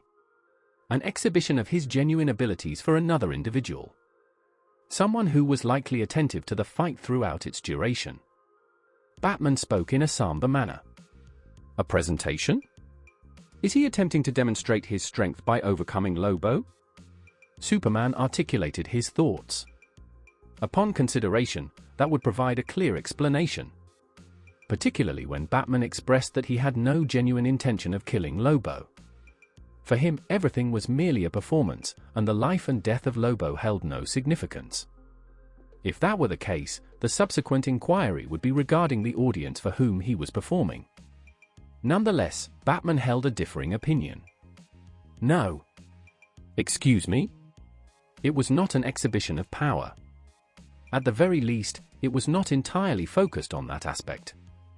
If that were the case, there would be no necessity for the action involving the pills. Superman possessed a remarkable cognitive ability that allowed him to accurately manage his calculations while utilizing his powers such as super hearing and supervision. While he infrequently utilized it for other purposes, this does not imply it lacked value. It appears that he is showcasing his true powers. The capacity to bestow powers upon others. With those words, it was as if a significant realization had occurred in their minds. Author's note. It was too long to keep going, so I had to stop here. It's already way too long. Thanks for your support. Keep it up, my lovely viewers. Also, Superman and Lois Lane aren't a thing yet in this world. That means Superman is still interested in Wonder Woman. It's kind of like the time between Justice League War and the Throne of Atlantis. Stay tuned for more. Thank you for watching this amazing video. If you enjoyed it, please consider liking and subscribing to my channel for more content. I look forward to seeing you in the next video.